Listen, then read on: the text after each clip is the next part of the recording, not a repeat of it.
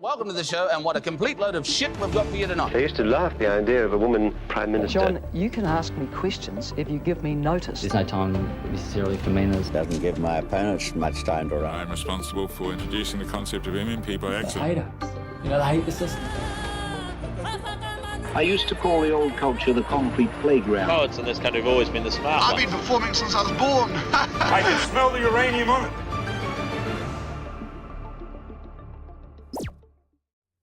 No mai haramai te whānau ki Aotearoa I tēnei pō, ko Magenta tōku ingoa. And ko Papa Jim Jam Rogers tōku ingoa. I came you up with that. seem surprised by your own name. Did you forget what you wrote? Well, no, it was like I got Papa, and then I was like, okay, that's a good one. What follows Papa? And I was like, I couldn't think of anything, so I just did Jim Jam. I had about half a second there between the intro playing. Inside the mind of Papa Jim Jam Rogers. Yes. This is Jim Jam tonight. Welcome. My goodness. We should wear our pajamas for an episode. Oh, we should. I don't actually own pajamas, but I could find something that looks like pajamas, surely. I mean, I already got a sock here, so. Why not? Add some pajamas to go with it. It's a little dangly. I feel like pajamas were more of that thing you did when you were a kid because you always got them for Christmas. Oh, that's a horrible noise. Sorry. I got a Mute big yourself. Like you could have muted yourself. I got a big Umbreon onesie. Oh. Yeah. Oh yeah, I don't have any. I have the only onesie I own is a very old onesie that I can no longer fit because it's very old. Yeah, no, this thing's probably oversized, if anything. I think I brought it like in Armageddon like 10 years ago. Oh, classic. Yeah, I mean, an oversized onesie is honestly such a vibe. I used to love just rocking. I never get the chance to use it though. It's too fucking hot in my apartment. Yeah. Auckland is pretty sweaty, so you probably don't really get the same opportunities as you would in Dunedin of all places. Kia ora, guys. Thanks for Kia ora. rolling. We're just going to do the little chit-chat for the next, 10 or so minutes. Yeah, catch up. And then we're going to jump into it. I think we've got a shit ton on tonight. It's yes, a lot of excitement, a lot of stuff I'm ready to share. Yeah. You won't believe the things I've got in store. Magenta doesn't even know. Yeah, no, I have no fucking clue. Speaking of weekends, though, if you want to chuck my screen up, okay. I thought I could show you guys a little bit of what I did this weekend.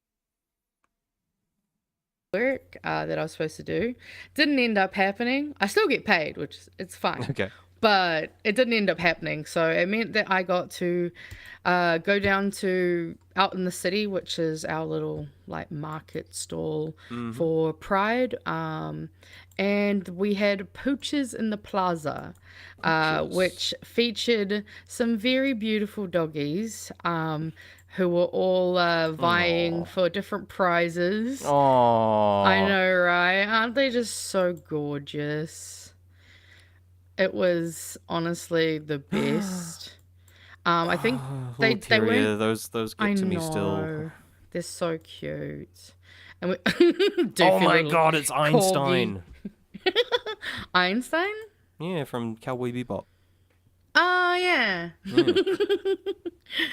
There was just so many beautiful. Oh, I loved it. And they went in as a look-alike competition. So they both got a pink balloon tied. The old guy has tied it to his ponytail at the back.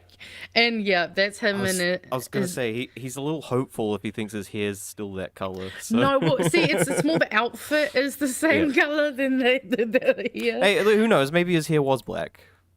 Yeah, I mean, who knows?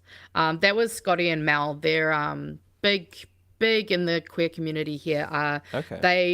They own a bar on Cuba Street called S&M's, which has a lot of queer events. They've been activists since, they're fucking old. I'm getting weird, like, male top twins vibes.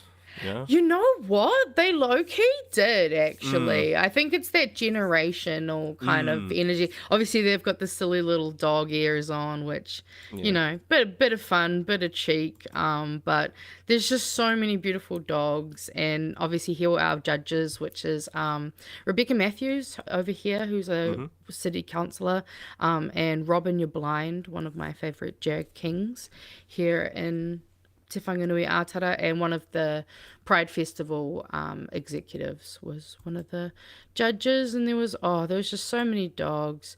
This one could high five. Yeah. That was his trick. I thought there was a hookah beside it for a second. I was like, is it? No, yeah, that's the dog's taking a hookah. No, but actually, you can't really tell very well. But when my you can see my mouse kind of circling. That's actually a little dog toy. With the same matching necktie on, which I didn't realize until one of them mentioned it. But yeah, a lot of them did tricks. This dog could jump and dance around, was very, very sweet. This dog was not in the competition, but some of the dogs didn't need to be. Some of the dogs were a little bit freaked out when they got up on stage, especially this little guy. Aww. he was too scared to walk off the stage. I'm sure that's going to happen. It was so sweet. And yeah, this dog, oh my God. I think this dog's name was Fargo.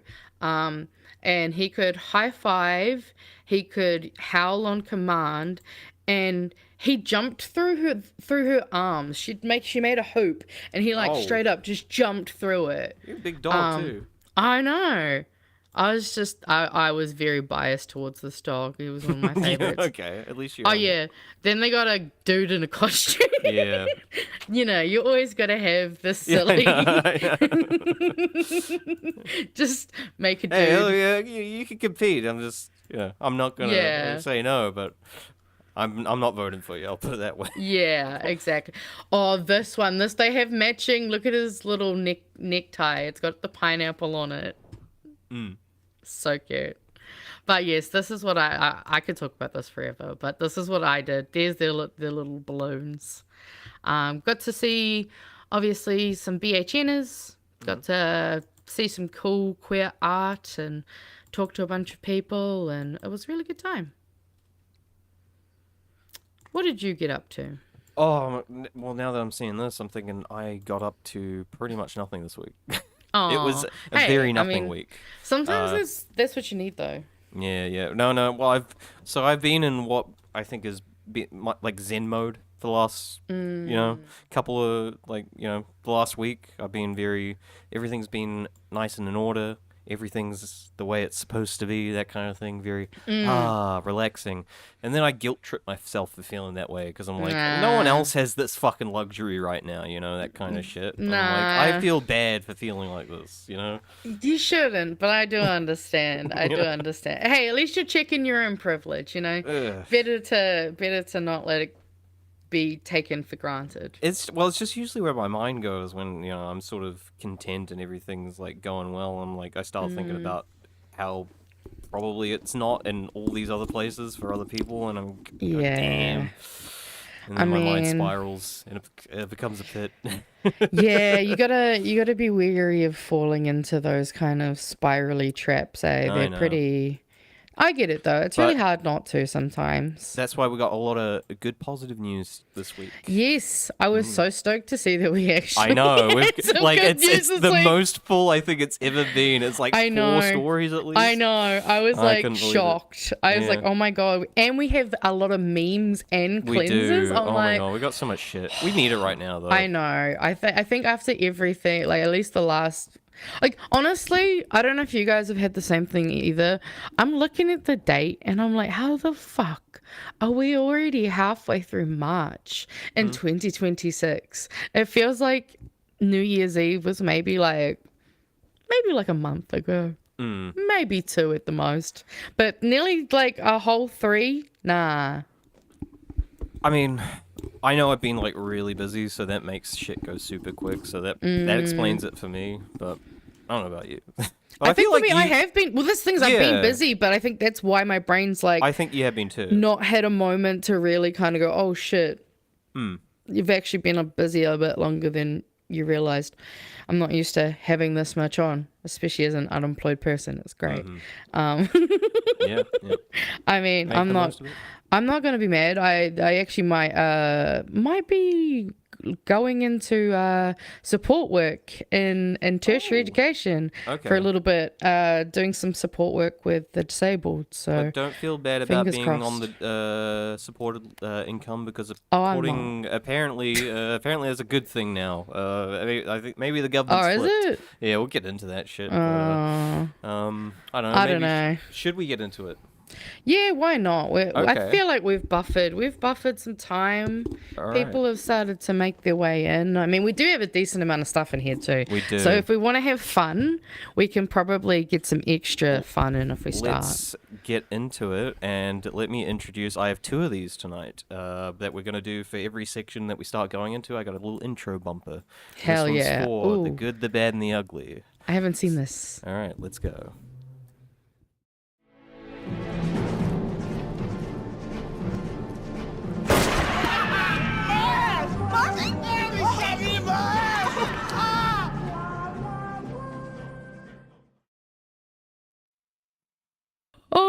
Oh my god. That's our new good, bad, and the ugly intro.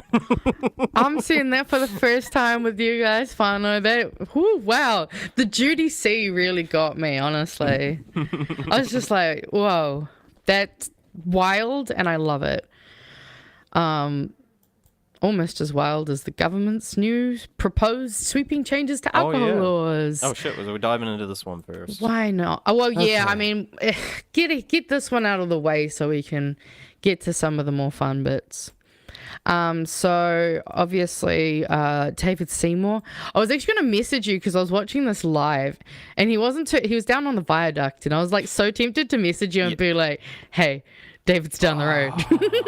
That would have been tempting, but it's not like it's hard. Like I see him sometimes, you know, like he's never walking through. He's like passing through, you know, like in his car, and he's being chauffeured by someone in a car with his face on it, which is just fucking weird. Yeah, nah. I don't like that. To be fair, I don't like anything about this guy. So yeah, basically, they've introduced a bill aimed at reforming New Zealand's alcohol laws, saying the changes will reduce regulatory burdens, aka red tape, on businesses and make the licensing system easier to navigate. Regulation Minister David Seymour and Associate Justice Minister Nicole McKee and announced the introduce of the sale and supply of alcohol (improving alcohol regulation amendment bill) on Monday. The range of changes include limiting who can object to a license application or renewal to those who live or work in the same council area or within a kilometre of the proposed premises. License applicants would also be given a formal right of reply to objections. Well, I know this is already kind of a part of the process anyway, but I mean, like that matters sometimes. Like it's still just one of those, approval process. It's just a what am I thinking of? Oh god, I should have got more sleep. Select committee, Yes. basically, where they just they can just ignore the advice if they want. So I mean, when don't they? It's when there's money involved. Preventing license renewals from being declined solely because a local alcohol policy has changed. I thought that one was weird. It kind of sus. Like, that's kind of suspicious to me. Yeah. I don't know. I feel like something must have happened for this to... Probably. Yeah. Well, for example, Auckland, I think it was last year, changed their alcohol closing dates from 10 till 9 for local alcohol purchases. Maybe that's kind of like what they're going with, but I don't know how that would revoke people's license. So I don't know. That is a weird one. Yeah. Again, it's weird. It's counter narrative to what they say. Less local control on policies, so it's fuck knows. Yeah. Allowing clubs to apply for on license if they wish to serve the wider public. Allowing certain restaurants with on-site retail areas to sell alcohol for customers to take home, which, I mean, there do seem to be a lot more like brewery, alcohol-based restaurants. At least that I've seen, but I don't know. That's getting a bit more sus, though. Yeah. That's really getting... So that this is getting to that weird, like, there could be a lot of loopholes type shit in this law. So I didn't bring it up, but at the start of the year, there was a story with, again, I think it was Nicole McKee. It might have been... Oh, actually, no. Who's the smoke one? Oh, Costello? Oh, it was Costello, yeah. About the vape stores inside... The stores inside the stores. Oh my god! Because now they got the new rule where it needs to be a separate. Yeah, how that's like the whole workaround. So. Oh my god! I'm assuming you have the same thing where there's just like dairies who have just kind of weirdly boarded off this corner and they just it's so weird. It's so bad. And the dairy owner disappears because you're like, where the fuck is he? It changes nothing. It literally changes nothing except the guy might have to go, hold on, and come out from behind the counter to walk into the little tiny cube. Exactly. Yeah, this is giving me that kind of vibe. This is... Well, yeah, and I'm always a little bit weary in terms of when it comes to kind of increasing the availability of alcohol in general. In ways to attain it, because let's put it this way: it's not hard to get alcohol. It's not. It really isn't, and I do think that it's kind of, I don't know, I kind of cringe when people complain about like, oh my god, 1 whole hour that I might not be able to like make an impulse decision to fucking drink excessive amounts of alcohol. Oh no. Because that's the other part of it. I feel like New Zealand has such a bad, like, we already know we have a problem with drinking, but we also have a problem with impulsive decisions, last minute going, we're having a good vibe, let's go grab some drinks. I'll be the first to cop to that. That's 100% me. Impulse control. Oh my goodness. Mean, undiagnosed neurodivergence does not help us either. We'll talk about that later. But yeah, in general, I'm always real sus when it comes to that. I do think there are, understandable things, like I said, with some of the like brewery-based, especially here in Wellington, we have so many. In fact, actually, Craig Rennie and Kieran McAnulty were at one of them just the other day in Berrimpoor. I wish I had have known. I would have tried to go and see Kieran. But yeah, streamlining special license requirements to make it easier to host events. Again, I mean, I'm somewhat in favor, but again, like, I haven't heard that much of a fucking issue about, like, is this really an issue? I don't know. Yeah. Creating a permanent mechanism allowing licensed premises to open and serve alcohol outside licensed hours to televise major events such as the Rugby World Cup. I mean,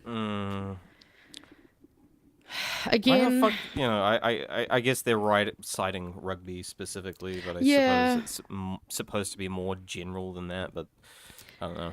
Yeah, I guess it depends on how liberal they want to be with the major events. Like, are we going to make it every single fucking sports game counts, or exactly? Yeah, is it like just it's playing towards big corporations that manage these events, really. So I don't know. It seems a bit disproportionate, perhaps. But yeah, not a lot sure. of this is all on specifics.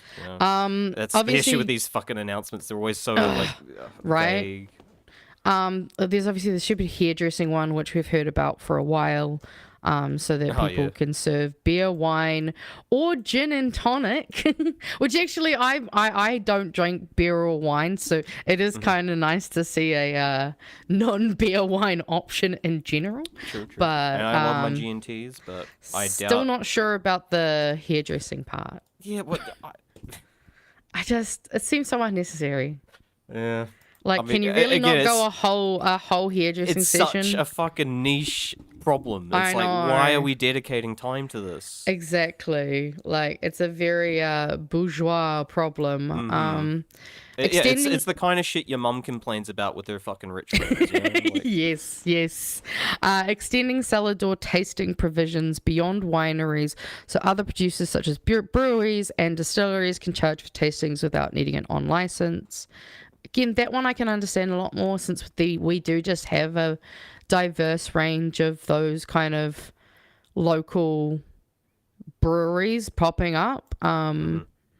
Like, I mean, I see so many of them at every fair. That's another thing that's like, again, it's sort of weird. Like, because I love that we got a booming craft beer industry culture kind of thing. But again, it's also, in other aspects, it's somewhat problematic. And we should at least, like, we should simultaneously somehow embrace it, but also be like, hey, let's not go fucking all in on this. It's yeah. Because I love beer. I love craft beer. So, you know, that kind of stuff excites me, but again, I don't want like us to just go fucking full throttle on allowing fucking breweries to open and deregulating. It's we got to look out for the least of us, you know. Oh, absolutely. The people. Yeah, sorry, you carry on. No, you go. No. I was gonna trail off. Like I said, I didn't get enough sleep again. Well, I mean, yeah, my thing is just that like we have to acknowledge that we do have a bit of a problem with this kind of relationship with alcohol. Like I do see this comment here saying, you know, there are countries you can buy, you know, alcohol from a vending machine, but you don't have the same drinking culture in those countries. You don't have the same issues. Yeah, like exactly. There's heaps of places, but it's the culture. It's the way that we see and approach alcohol. Like we've always been a very pro-alcohol country who have dealt with horrible. Like I actually I did pull some stats up for us as like, well. Japan does have a slightly weird like. It's like problematic in a different way. It's like everyone, it's social. Everyone goes to sake bars. Yeah, like you know, the beer's not the issue. And it's a part of the working sake hierarchy. Yeah, and you go there and you get sloshed after work and go home, and who knows. And you're not allowed to say no to like you know certain things because then you'll not get you know. But you're right. There's nuance in the issue. Yeah, it's quite different. It's yeah, not like... yeah. What drives their alcoholism is very different than to what drives ours. And, well, and a lot of us goes back, you know, for 50 years when they were closing the bars, like for 1 hour between like 5 and 6, and everyone. That's how binge drinking basically really shot through the roof. Happy hour. Happy hour. Yeah. Yeah, and I mean, to be fair, happy hour is still one of those things that keeps it thriving. I mean, hell, I've been victim to getting a bit merry. Actually, that's a good example of how restrictions can backfire. So that is a good example about, you know, how it's not necessarily a bad thing to deregulate or de-restrict, but, you know, you really need to put thought into these things and make sure you're consulting the right people. And I mean, even just the way that we educate and I think even just talk about alcohol as a country, we'd have to have a lot of really hard conversations about, hey, maybe let's stop. You know, we did used to have some hardcore ads, you know, like that horrific one back in the day when it's like the dude swinging the kid around and like fucking smashes him into the wall. Because that is a genuine reality to consider that, you know, people do dumb shit when they drink alcohol, unfortunately. If anyone can find a high quality version of that ad for me, because I can find a potato can one, that's it. I want to make a gif of the lady going, "Get out!" Oh yes, no, classic. But that's the thing is, and I saw here, you know, bringing back our drinking problem. Like we used to acknowledge like alcohol problems in a very different way, which I kind of realized that I didn't notice how we kind of have really kind of come away from that, especially like I'd say in the last 10 years. More so that we've kind of just gotten less I think that's partly in the reports from Gen Z drinking less. Yes. I would say it's partly because of that. Yes. Who knows 100% why? Maybe more access to alternatives, that kind of thing. But again, I also think that's kind of like they have been educated in a different way. They've also watched a lot of problems that alcohol has caused. They've also grown up in an economy that's just getting so much more inaccessible to them. Like, I noticed, I live around all the uni halls. It still blows my mind that I will see the young uni students with a 6-pack for the night. And I'm like, you'd get laughed at when I was a fucking teenager if you only turned up with a 6-pack. I remember showing up to house parties or town. People were already sloshed. I remember I saw my friend Matt walking with a Cody's Trident. Not the can ones. Yes, the canned wand. He made a trident out of the Cody's cans, and I was like, well, yeah, that's a typical fucking It's either that or the Saturday 40 hands, I did with the that old a couple of times. sideys. Yeah. And that's, again, the problem is that we have this fucking culture that unfortunately has kind of, it's a bit of a culture of self-medicating. Also, a lot of us who maybe struggle socially, like the alcohol to kind of bring down that barrier. No, I'm glad. No. I think that applies to more even just than neurodivergent people. I think that's sort of a thing that's partly maybe come up with desocialization, interaction, internet culture, that kind of thing. People are more desperate to interact, and you need sort of those kinds of events. And when you're young, it can often be tough for those things to come, across. And actually that makes me also kind of think about the fact that we've got the whole tall poppy syndrome issue too. What's one way to actually be able to kind of break through that barrier so you can, I don't know, have a real meaningful emotional conversation with your friends or family, which I know a lot of people only have those conversations when they're drunk.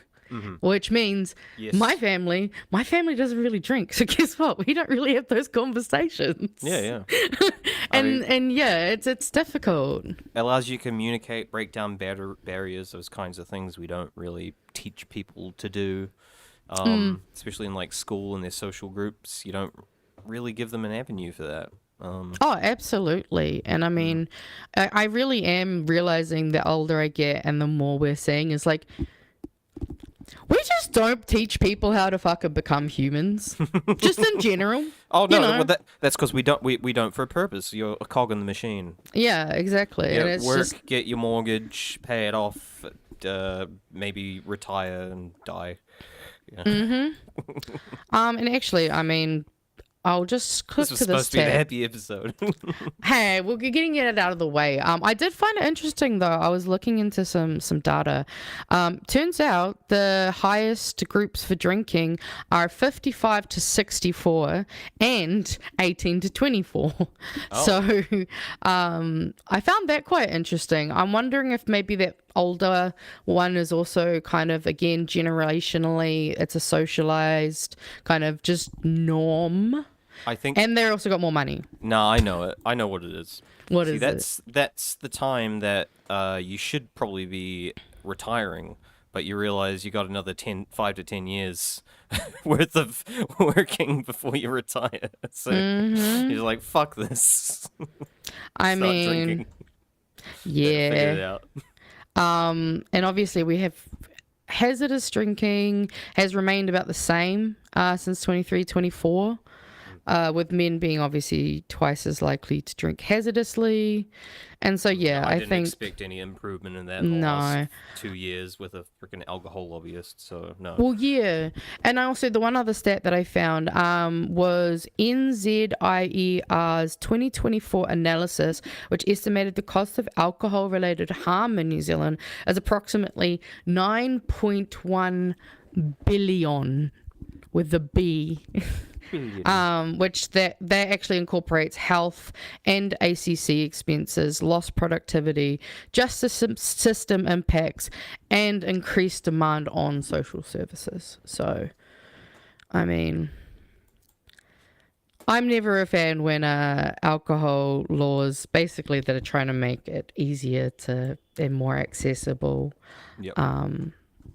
Not a big fan. Overall, I'm concerned. Yeah. So Definitely not a fun story, but I won't. I'm glad David and his rich mates can have a good cocktail night now. Oh yeah, actually, I wasn't going to play the video, but I'll see if they've got the end part. Nah, he tries to be a funny cunt at the end. Yeah, no, like, fuck he thinks he's real funny. Pandemic plan, it was not followed. And relatively recently, more extreme steps towards less every morning. Oh no, they cut it out. Nah, he makes jokes at the end saying that like the bar staff have prepared pizza and stuff because they value the journalists and all this. It was just this cringe, like weird segue out of the announcement. It was cringe, but I did not enjoy having to listen to him a lot today, so I'm glad we got that out of the way and we can move on. Yeah.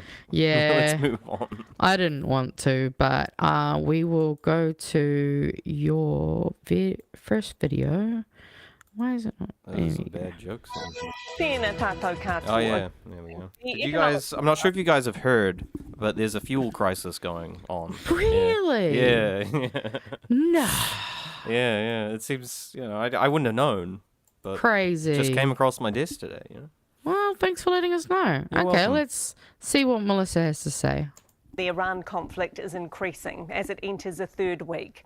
And with no end in sight, our government is now drawing up urgent fuel strategies covering the best and worst case scenarios. Right now, Finance Minister Nicola Willis says New Zealand has good fuel supplies with more on the way.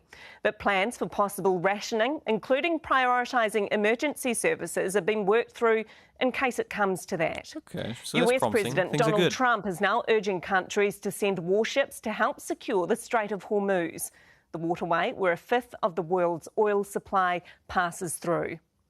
But Iran is warning it'll remain closed for any ships linked to its enemies. This continues to cause fuel prices to spike, including here. Simon Merset reports.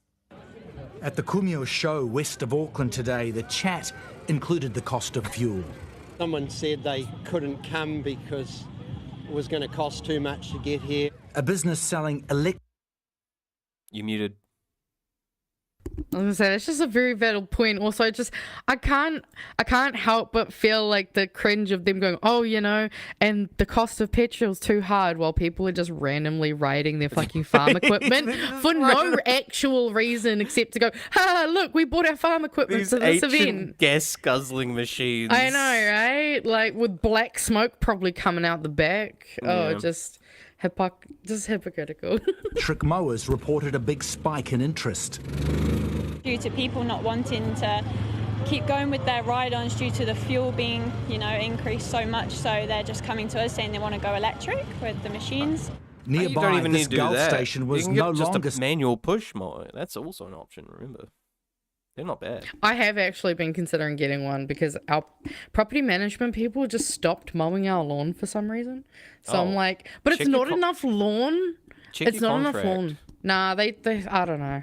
I don't like dealing with them. It's usually stipulated in the contract. Well, this thing is, it was never said to begin with. They were just doing it. So well, if it's not in the contract, then it's on them. Yeah. But either way, I have been considering getting just a push one because it's like not enough grass to really warrant anything else. Yeah, if you got a small patch, just a little push mower is all you need. Yeah, it's such a small patch of grass, it's barely worth it. I kind of just want to turn it into a garden. selling 91 grade fuel, one of several self-serve stations running dry. To all this, the Finance Minister's message today was the economy will take a hit, but probably not a big one. The latest Treasury forecasts I've received say that actually across a range of scenarios, they would still expect our economy to keep growing this year, just not as fast as might otherwise have been the case. But if fuel prices continue to rise, economy's getting worse. No, look, what she'd say to you is that they've inherited a really difficult position, and don't worry, they're projected to get back into surplus in, like, I don't know, 2031, 32. I don't fucking know. The economy's not getting worse, it's just not gonna be as good. It's just, okay?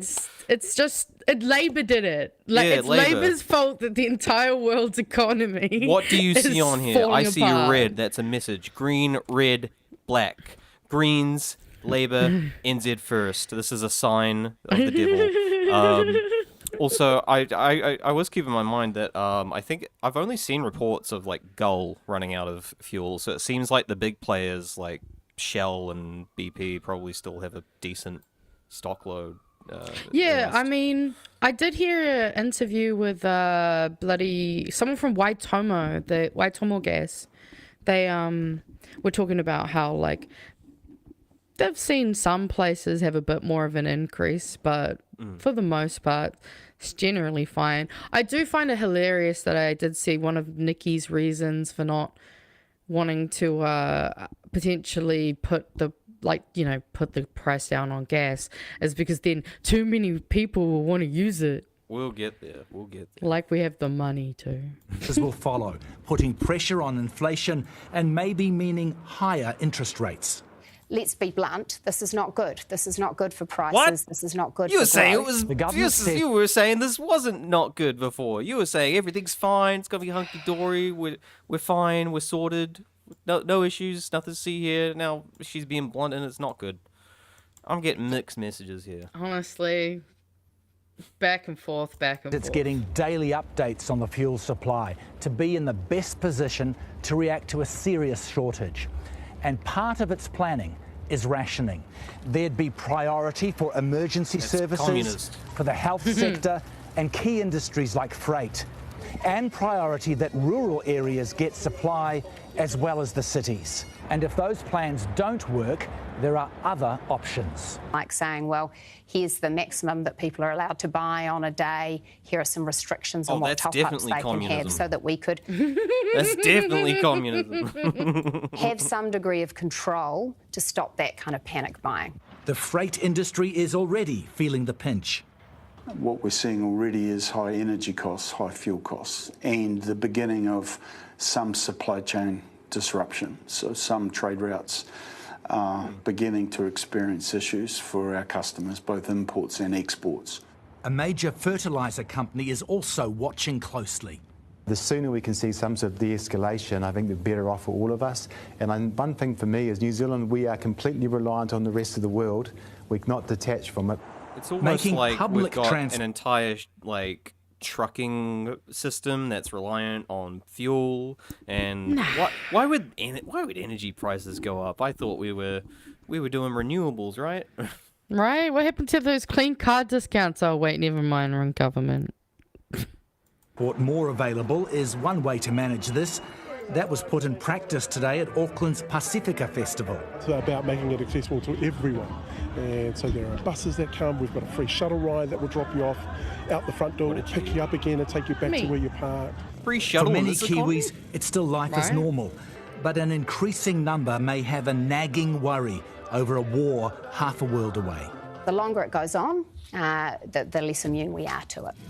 But an end to this conflict is out of our hands. Simon Mersep, One News. One News. Oh, sounds like the news is happening out I on was your just, bloody street. I was just muting that whilst the cop. You probably just running a red. Bloody popping off. Auckland's always popping off. Yeah. No, we'll skip the second story because I think I just had that just in case, but I don't want to do the second one. It's just about Trump and fighting and who cares. We've seen enough death and destruction for now. Do we want the Reddit?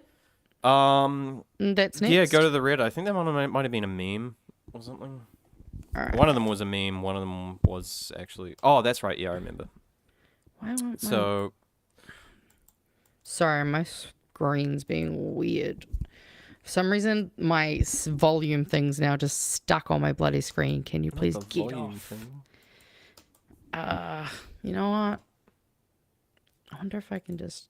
No, it's just going to stay there. Wow. There was supposed to be no technical difficulty. I know, we were going so well. Oh, wait, hold on. I think I know. Would that do it? User error? Yeah, I got rid of it. Good, user error. No, it's because I got this thing, man. No, user error. Fuck you. That means it's not technical difficulties. It's my technical difficulties. Oh my god, I'm so tired. I'm slurring. I just thought this was interesting. Iran's just basically just advertised like, look, we're going to hit the big, the data centers. We're going for Google, Amazon, Microsoft, all these things, which is like, why the fuck wouldn't you? Like, it's basically the backbone of their entire economy. So like, hit them where it hurts. So of course they're going to do that. So I mean, all those drones that they're sending in with the Palantir fucking shit. So, but it just reminded me of, I think I was mentioning how the rest of like a lot of the Arabian countries will perhaps start turning on the US once their wallet starts hurting. But I'm thinking to myself, at what point domestically do the billionaires turn on Trump for getting, their bottom line hurt like this? Stock market, that kind of thing. Like, I don't know. He's probably going to make a lot of enemies, I think, in the long run, just from this. So, yeah, I mean, like at the end of the day, this might be the biggest like fuck up that he might have done.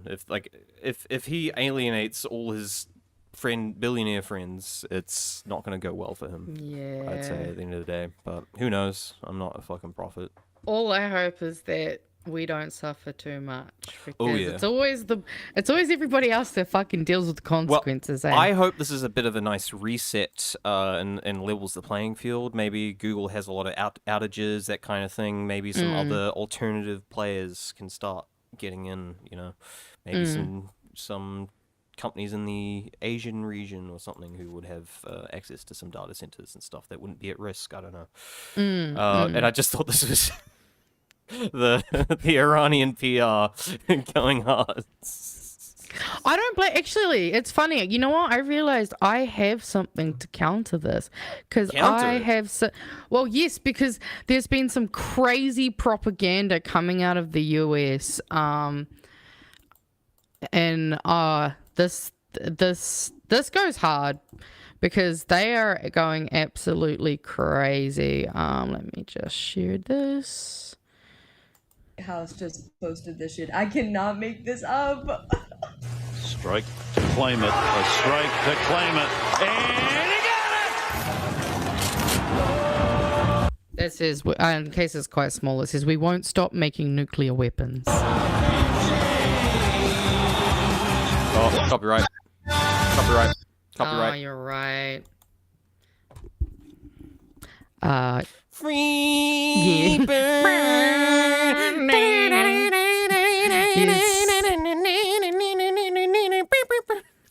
But look, they're doing 10-pin bowling cut with fucking actual drone strike videos. There was another one that they posted too that was fucking cringe. But, so I don't blame them. I don't blame them for just... Oh yeah, no. Look, there's multiple fronts to this war. There's the meme war going on as well. Oh, dude, literally. Which I'm like, what kind of fucking reality are we in? I know. Send out the meme skirmishes. Well, I remember being on memebase.com back in the early 2000s, and I had literally seen every meme on that website. Like, I had clicked through every fucking page, and I did not see a future where my nerdy ass who liked memes and was laughed at would then be watching the whole world just memeing. Watching the strongest nation in the world memeing... murdering children and women. Yeah, just fucking... I idolized the US as a kid, so it's a hard fall to see them Apparently there's a Wii Sport one too. Oh yeah, that's the other one that I found. Okay, maybe we can fit that in the end. Yeah, I'll have to go look in my... this is my actual, accounts, so I don't want to go into my Instagram messages while it's sharing, but I'll do that later. Where are we going next? Oh, yes. Nikki No Oil, she filled in for Mr. Prime Minister on his weekly interview this week, because he's over in Samoa having his own little fun time over there. We'll get into that. Hell yeah. I can't wait for that one. Yeah, let's see what Nicola has to say about the current events. It's always an awkward pause in between. Take a second. It'll not. get there. Give it a moment. Yeah. Regardless of what happens from here, even if this war stops today, you are now forecasting a reasonable hit to growth from this disruption. Is it 0.5%? Is that right? Well, I want to be clear that we were forecasting very healthy levels of growth this year, up to 3%. It was going to be so great, the advice guys. I'm receiving is that under almost all scenarios with this war, New Zealand would keep growing. However, that rate of growth may be lower than the 3% we were previously forecasting. How significant the reduction in that growth rate is depends, of course, on the duration of the conflict and the extent to which it did disrupt fuel supply and prices. Okay, So you're not worried about depends how long this goes on. Yeah. Great. Right? But the Look, what important she part, say to you is... the important part is everything was gonna be good until this war happened, guys. It was gonna be good. Yeah, nah. I definitely wasn't going to end up not reaching any of my targets. Yeah. 1970s stagflation situation where we have high inflation or rising inflation and low growth. I haven't had any advice to suggest that is a likely scenario at this stage because we are in such a strong recovery and growth was already forecast to be so high. A knockback in growth would still have the economy growing. What sort of a fiscal response will you have to a weakening growth outlook in the face of also higher inflation? It's not a nice position to be in. Would you cut demand or your input into the economy, or would you increase it if you were worried about jobs? Well, there's a couple of things that we're focused on. The first is, of course, we do need to make sure that nothing the government itself does adds pressure to inflation and therefore the cost of living for New Zealanders. We also need to be conscious that in a more volatile world, New Zealand needs to preserve a sensible fiscal management stance that ensures that we can continue to get the funds we need from around the world. At the same time, what I'm looking at very closely is the cost of living impact, these price rises, particularly in fuel, but potentially more broadly. Oh, now we're focusing on the cost of living. Since when? We're finally focusing on the cost of living.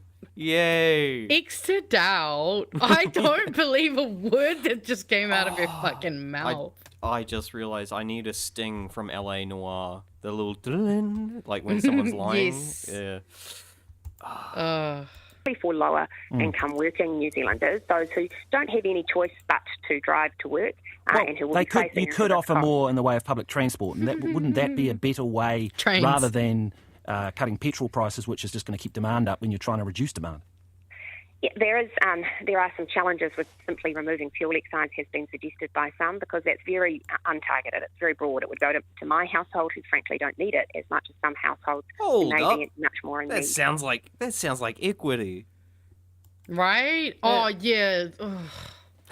Is this the one where she mentions the Samoan, like the South Auckland woman? We'll keep going. Keep going. Otherwise, if not, I'll... Of support, and it's also the case that with the price going up, you'd expect in the normal course of events some people will choose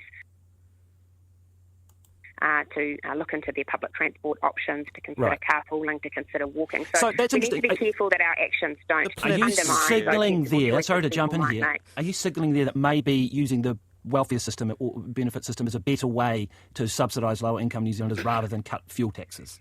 I'm simply reflecting two things. First, I would never say that. Whoa, did you hear that instant shift, though? Yeah. She goes from like da-da-da-da-da to actually, like... Oh, let's get away from that.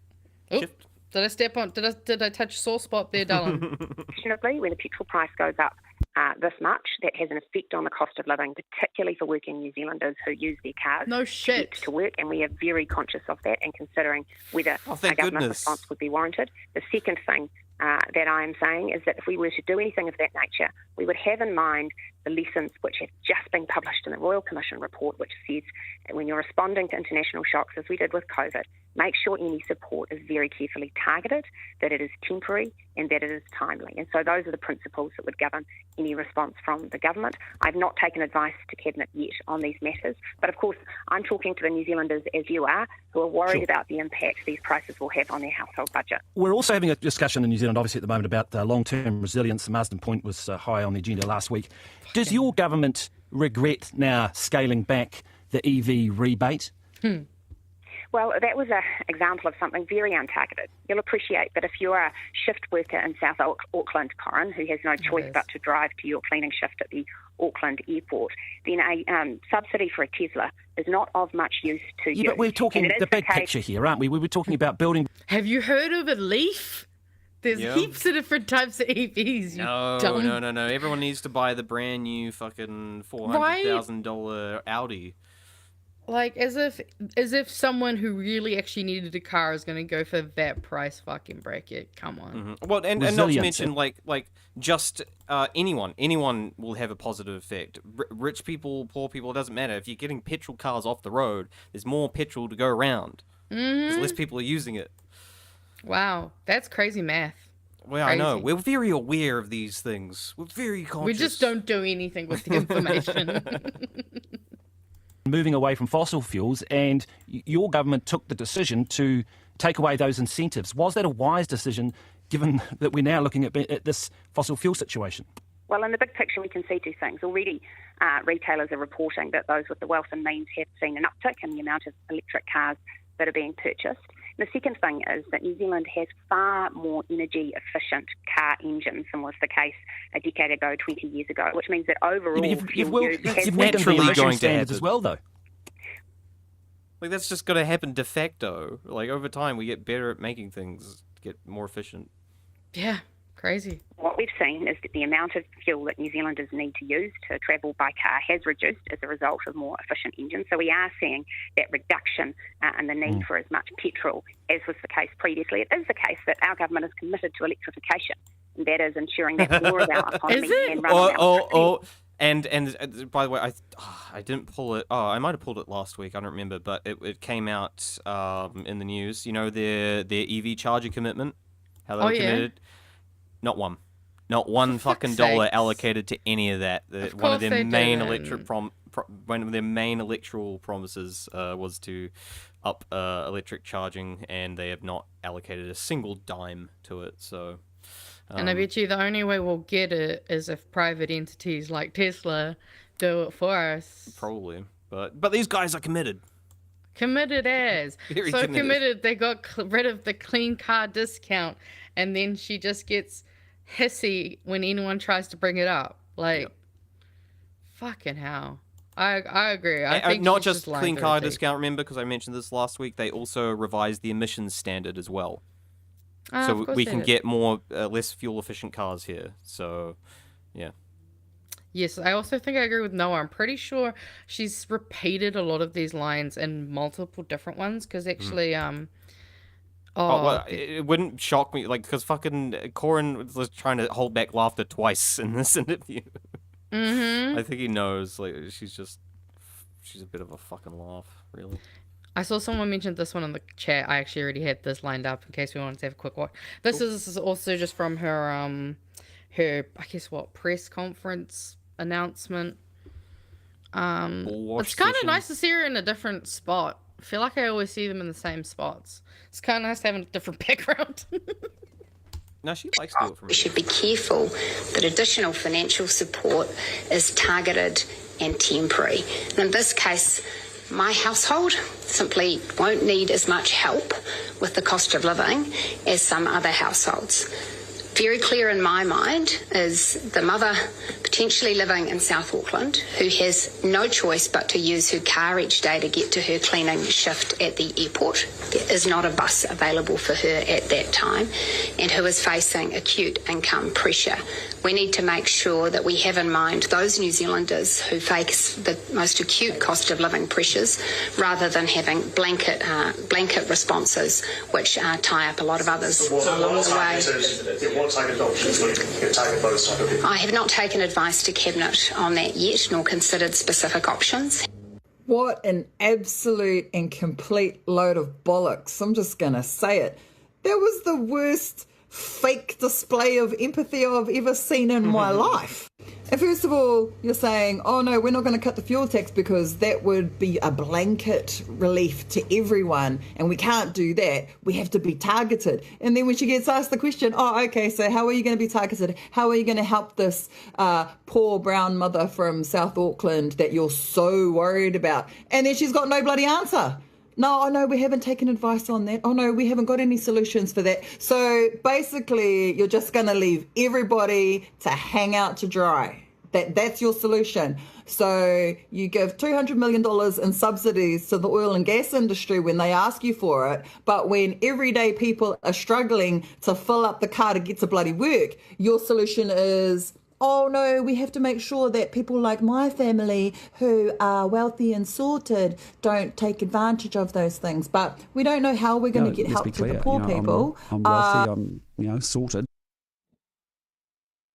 You're muted. Also, not to mention the fact that they fucking won't let you work from home and don't want to let you work from home, even though, people have said, hey, let us work from home because, look, we've proved it's actually pretty good and it works out well for most people. Not just let. They should. Frankly, I mean, look, she did mention before, like the whole lesson thing, Kobe. We need to be, I don't know, considerate in our approach or whatever fucking line she said.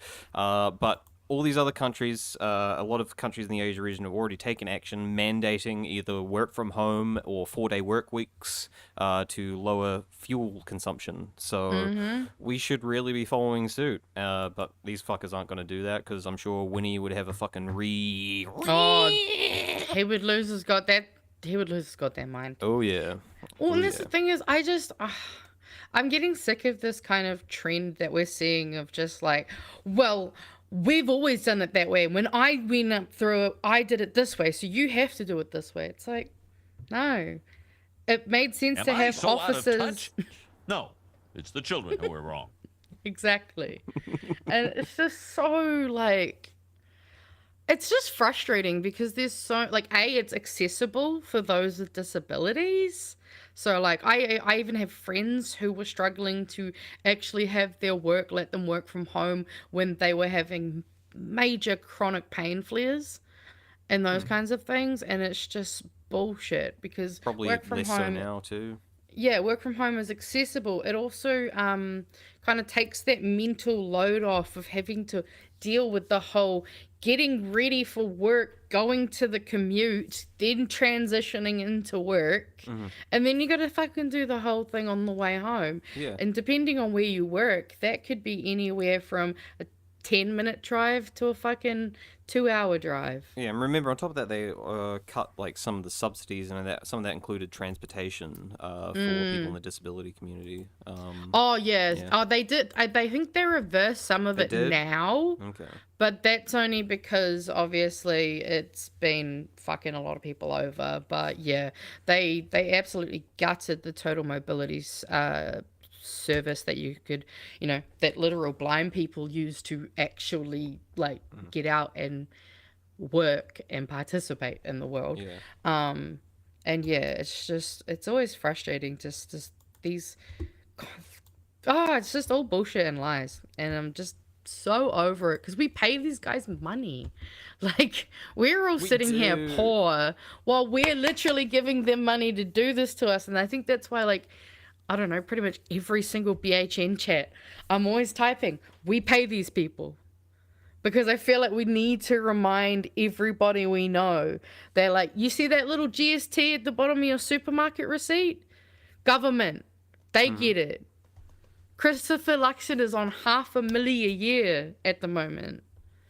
Like, I think more people need to actually realize that, get that into their heads of like, these aren't just people who have like a decent paying job, like IT money. But, I mean, some of them do. But even then, it's a lot of money. So it's just so out of touch. And I think that's what everyone's really feeling, All right. Do you want to play your Luxon and Samoa? Willis, then. Yeah, let's do that. So, Luxon's going to visit our brothers and sisters over in Samoa, our Pacific friends, and courting them. Well, yeah, it's trying to court them. We'll get into it. Just play it. To the day's other news, the Prime Minister is flying out to Samoa on a 3-day trip already marred by controversy after it was claimed he asked for a chiefly Matai title. Our Pacific correspondent, Barbara Drever, joined the delegation and filed this report. Prime Minister Christopher Luxon is heading into uncertain waters. This comes after the Samoan Prime Minister disclosed to local media that Mr Luxon had requested he receive a chiefly title. Now, our Prime Minister's office has denied this and say that is incorrect. On top of that, several chiefs of the village, which is... Well, yeah, I'm like, has anyone done an OIA into this yet? Oh, yeah, we should be able to do an Because, OIA. yeah, That's I was true. like just thinking about that. I'm like, I wonder if I should go check to see if anyone's done one. Yeah, unless they tried to maybe do it through unofficial channels, maybe a text. In that case, they'll probably say there's nothing. But those are still subject. So if they come back saying no, get the ombudsman involved and do that, and they will start doing an investigation. Curious. Bestowing Mr Luxon his title have complained to the court. They say they weren't consulted and he should not be receiving that title. There is talk on social media of protests tomorrow when Mr Luxon gets his title. Whether that translates into action remains to be seen. This is hardly the soft landing that Christopher Luxon was hoping for, and our government also hoping that his interaction with his Samoan counterpart goes a lot smoother than a couple of weeks ago when he met with Australia. Oh, you're muted. It's funny you say that because actually it's only in our document, so I'll just read it. But I actually went to try to look for videos of Luxon dancing at the event, and I found a few videos on YouTube from some of the actual Samoan like radio and all of that kind of stuff. And there was obviously live streams, so I looked at the live stream chat because I just do that all the time.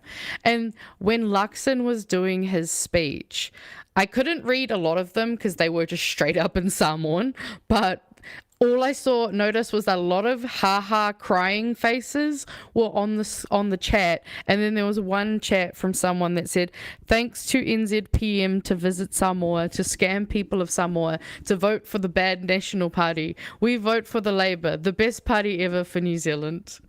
And I'm like, he's even getting rinsed in the comments of their live streams. Also, according to, I think, Bibliosphere, I think they're trying to say that the Samoan Prime Minister may have redacted his claim. I'm not sure. Interesting. Sounds like that's what's happened, but I don't know. If you can send that through to me on Discord, Biblio, I'll have a look. Keep playing. Only got 20 seconds. Australia's Foreign Minister, Penny Wong.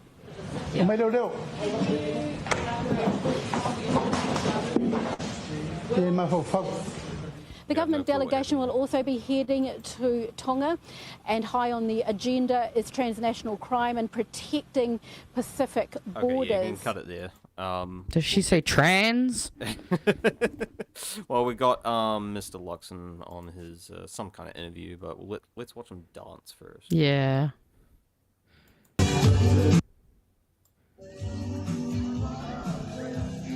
His wife obviously was there too, so he's so awkward though, and like they do have live streams, so if you do want to go and find the live streams on YouTube, highly recommend it, because even just watching like when there's like two guys, they're like got their hands on his shoulders and they're like doing some kind of prayer, he just looks so awkward and it's just so uncomfortable. Like, don't get me wrong, I totally get it. Like, I'm uncomfortable in social situations too. Oh, so yeah, I would be, I can't judge. But, like, look, either do it or don't. You know, commit to it. If you're going to be involved, like, right? Yeah, just play especially into it, if you potentially ask for it. Yeah, exactly. Potentially. He just looks so unsure. I know, right? It's like, that's not something you want in a leader. Like, someone out there is just like, I'm uncomfortable being here. Like, surely they could have got some kids up from the uni and the Pacifica like dance groups to, like, I don't know, just give this guy a quick little tutorial, get his bloody basics down. Yeah, maybe a bit more people in there, like, to ease him in, because he kind of is like subject number one here. Like, he's like center stage. He's sort of like, I don't know what the fuck I'm doing. So I mean, I do feel for him a bit, but yeah, no, totally. Oh, I see. Here we go. Thank you, Biblio. Samoa confirms Luxon did not request Mātai title. Cool, I don't have to go through the AIA stuff. Okay. Yeah, Samoan government has confirmed did not request the title. I mean, either way, it's still kind of funny. We got to see him dance, and that was all I really wanted to get out of it.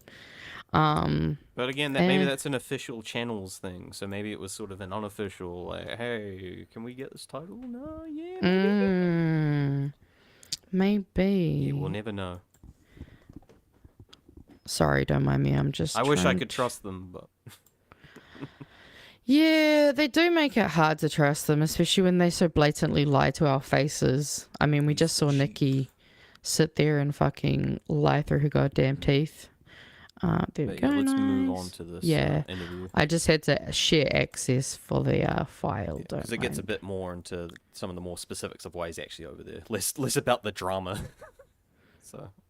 Is that oh yes, actually I did give this a listen to before the show, and holy shit. That bit where it turns and he just okay. Is there anything you want to kind of preface this with? Nah, we're just gonna raw dog it. Let's go. Oh, when it decides it wants to load, of course. Yeah. I don't know why the WAVs always do this. Yeah. Maybe I need to make them MP3s. Prime Minister says the trip is about building relationships. Both Samoa and Tonga have new prime ministers, and Christopher Luxon is keen for a conversation. Listening to their priorities and just working out how and what their agendas are, and where we think there are opportunities for us to collaborate and partner together as true partners. So, that's the real opportunity. Christopher Luxon is also keen to underscore that New Zealand wants to be the partner of choice, that this country's ties are deeper than anyone's. But those ties have come under renewed scrutiny following louder calls to improve visa access. Last month, former National MP Anai Arthur Anai handed over a petition with more than 48,000 signatures calling for visitors from 6 Pacific countries to be treated the same as those from 60 other nations and become eligible for visa waivers. He says the status quo means it's never been a true Pacific family, and the visit is a real opportunity for the Prime Minister to listen. The Samoan Prime Minister will raise it, but he will raise it in typical Samoan way of respect. And he shouldn't make the mistake of thinking that's the way it is. Today's gone, tomorrow's another day, because that's the way they keep on treating us. Christopher Luxon says New Zealand has made it easier, cheaper and faster to get a visa, but remains hesitant over visa waivers. We have to acknowledge that Samoa and Tonga are a major source of overstayers, that they've got the highest overstay rate of any of the countries we deal with. And if we don't have some sort of visa screening, that problem could be much bigger, and that causes a different set of challenges. So it's just finding the balance through that all. But Anai rejects that, saying Pacific overstayers number just 0.08% of New Zealand's population. What a fucking... Yeah. Why was that necessary to bring up, dude? I don't know. I haven't confirmed the numbers myself, but assuming that's true, it is fucking dick move. Yeah. I'm guessing maybe, I don't know. I think they do go on to talk about, every time, I've heard this twice now, and I'm just like, every time, why, dude? You could have just smoothly sailed through that fucking thing. Instead, you had to go and ruin it all by being a prick. And you're saying this before you're going over there to have, pretend to be their fucking friend. Well, these people are actually kind of a problem. It's very backhanded and passive aggressive. Let's listen. No, Kiwi skirt. No. So their excuse why they won't give us what we're asking, to be treated equally as the 3.2 billion people around the world who can arrive in New Zealand directly or via Australia and be issued a visa on arrival. That's all we're asking for. Nothing more and nothing less. Mr. Luxon has brought with him a large delegation of business leaders, NGOs, sport and music figures and opposition MPs. Also travelling are the police minister and police commissioner and the customs chief executive. Both Samoa... It feels like when they highlight the whole police minister alongside the fact that bro just said what he said, I'm like, again, the narrative that you're trying to paint underneath this is so fucking shady. I think it ties more into what they're about to mention, actually. And Tonga are dealing with surging methamphetamine use, and the Pacific is frequently used as a transport hub for the flow of drugs to New Zealand.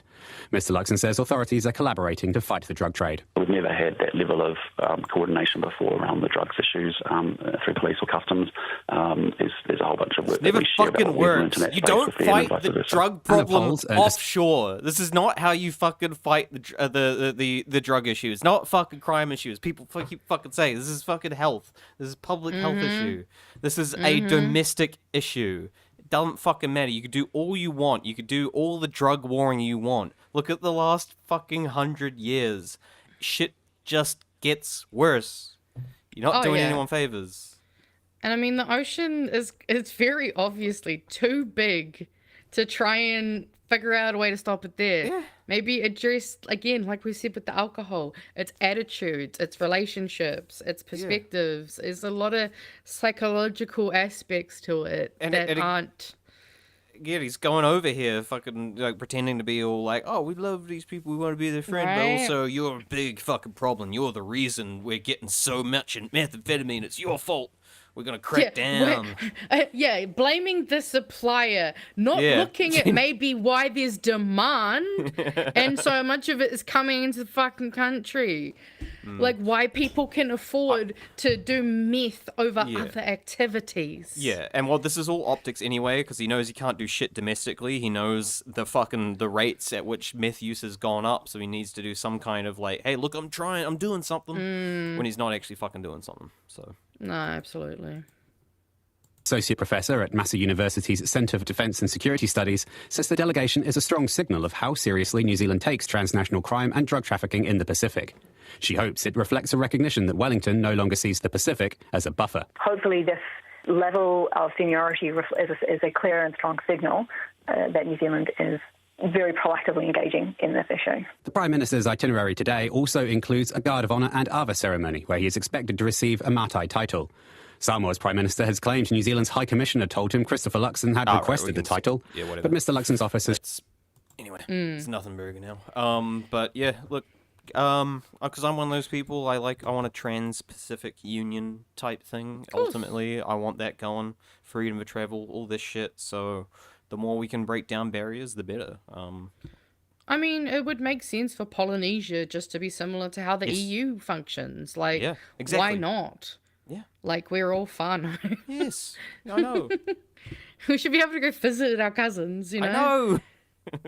Although leave Australia out of it, they're fucking assholes. They don't like us, so... They can be like the Switzerland, you know? Like where it's like, you're kind of just out, you know, we'll acknowledge you, but... Yeah, like your own thing. But yeah, I mean, and like I think Tanya said, you know, we should be strengthening ties, not undermining them.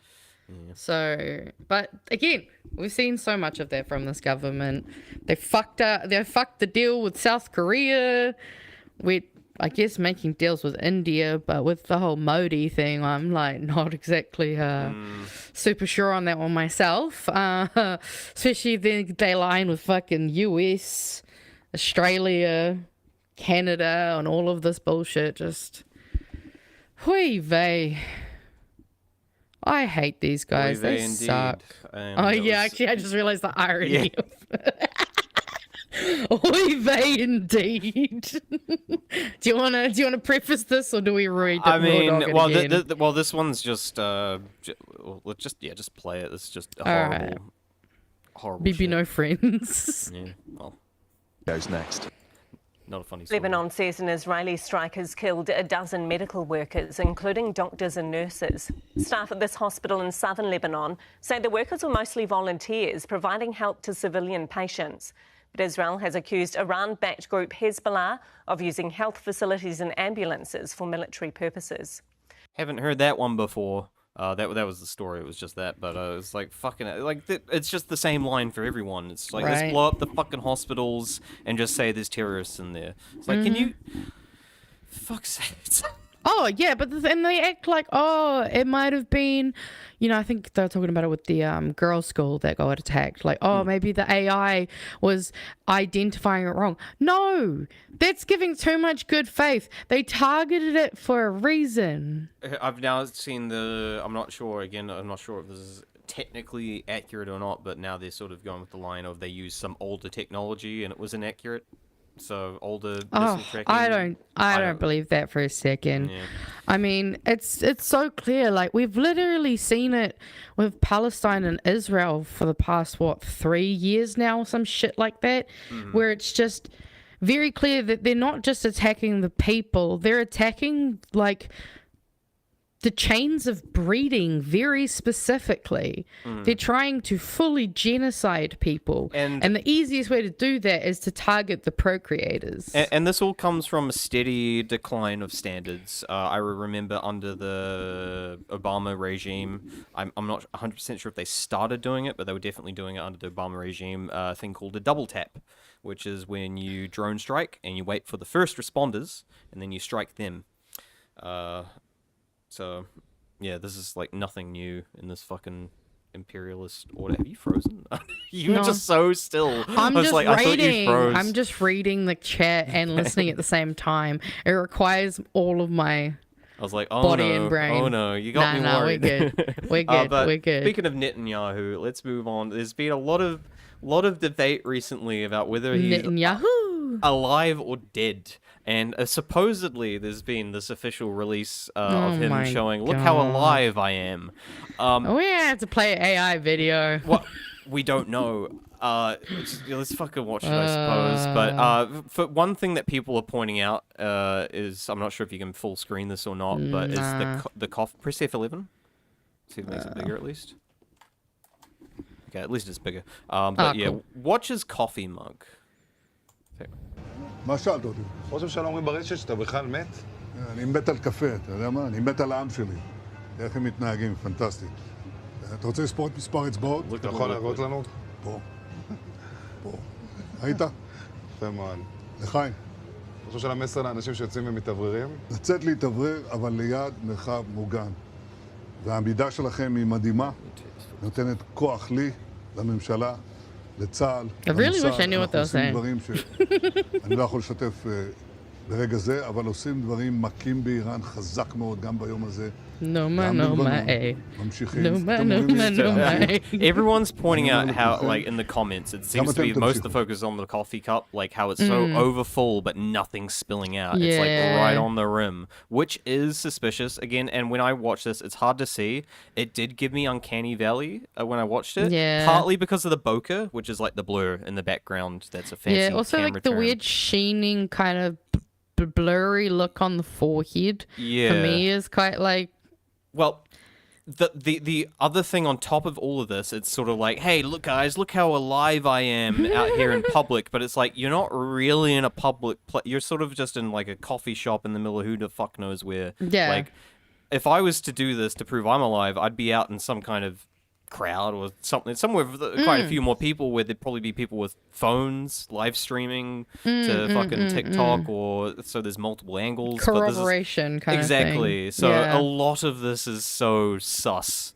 Really. I mean, that's hilarious. I saw on TikTok today, apparently someone has gone ahead and made a somehow verified Jeffrey Epstein account, and they've posted videos to their account, which are clearly videos that have been found within the files, trying to prove that he's still alive. Anyway, fuck this shit. Flip a coin. Do you and I want to just go both bet on one of them? Oh wait, no, they stopped it with those betting sites. They blocked them. That's right, we can't do that now. But there'll be people out there betting. You know how there's those betting sites when you just bet on anything? Yeah. But they blocked those like a couple of weeks ago, which is a good thing. Some positive news there. I love that. Yeah, so. Sorry, I'm just sharing. Also, did you hear about the influx of use of VPNs in Australia? Of course there is. Didn't see that coming. Fucking what a surprise. Next thing you'll tell me, the use of proxy websites is going to be going up or some shit. Strange. All right. So yeah. Oh, well, this just does relate. I mean, I just had the story there, but I'll just read the title. We don't actually need to read the story, but it said NZ's first AI factory given green light in Invercargill. And that was something they were debating last week. So they finally made a decision. Great. Cool. So you don't want to play the... No, play the clip. I'll play the clip, yeah. Yeah. Because this goes more into greater context. As more companies look to build huge AI data centres in New Zealand, overseas developers are facing backlash from local communities. The United States builds more of these facilities than any other country. US correspondent Logan Church has been speaking to people who live around them. Advanced AI tools are everywhere, and they promise to change everything about how we live and how we work. Whenever you use something like ChatGPT, whether you're in New York or in New Plymouth, that information is processed in a global network of cutting-edge AI data centres. There are more of these in the United States than anywhere else in the world, and there are more and more communities around them saying enough is enough. Rural Virginia, just south of the capital, is at the epicenter of data center production. More than 280 are planned or under construction, most of this to support the growth in AI. So when people hear data center, we get a lot of people on Facebook who are like, oh, like there's a data center that's down the street from me. So like the old data centers of the past, those were for like powering the internet. And the new data centers, these are hyperscale and they cover hundreds of acres. Stealing water for AI. Jennifer Corpus is part of a growing group of residents in Virginia protesting these kinds of developments, a rare issue that bridges the political divide. Their list of concerns are long, among them the amount of water and power needed. Like data centers have been driving up the costs and the residents have been the ones footing the bill. She says big companies come in with big promises of jobs. Once the construction's complete, all those jobs are gone and you're left with this huge campus with maybe like 30 to 50 jobs. Data center campuses, like they're characterized by a lack of parking lot. Some AI bosses are working hard to reframe this conversation. But it also takes a lot of energy to train a human. It takes like 20 years of life. If you ask ChatGPT a question, how much energy does it take? So this is just such a dumb fucking speaking point. If you're going to bring the efficiency of humans into the conversation, let's be real. Humans aren't very fucking efficient. Our ways of procreating and pregnancy is so dumb. It literally kills people. Oh, such a shit fucking argument. Sorry, I got distracted. I suddenly remembered I forgot to send my handover email at work. So I was like, oh shit. Oh yeah, you better do that. You better. No, it's done. Don't worry, it's all done. Good. No, I fucking hate the whole trying to be like, oh, well, ChatGPT can do it faster than a human. No fucking shit, bro. I know. Yeah, no, sorry. I remember him bringing this up. I was like, fuck this. Like, seriously? Like, no, firstly, he says, wait, have we finished, like, listening to his full spiel? Nah, we're like 40 let seconds him left. say his bullshit.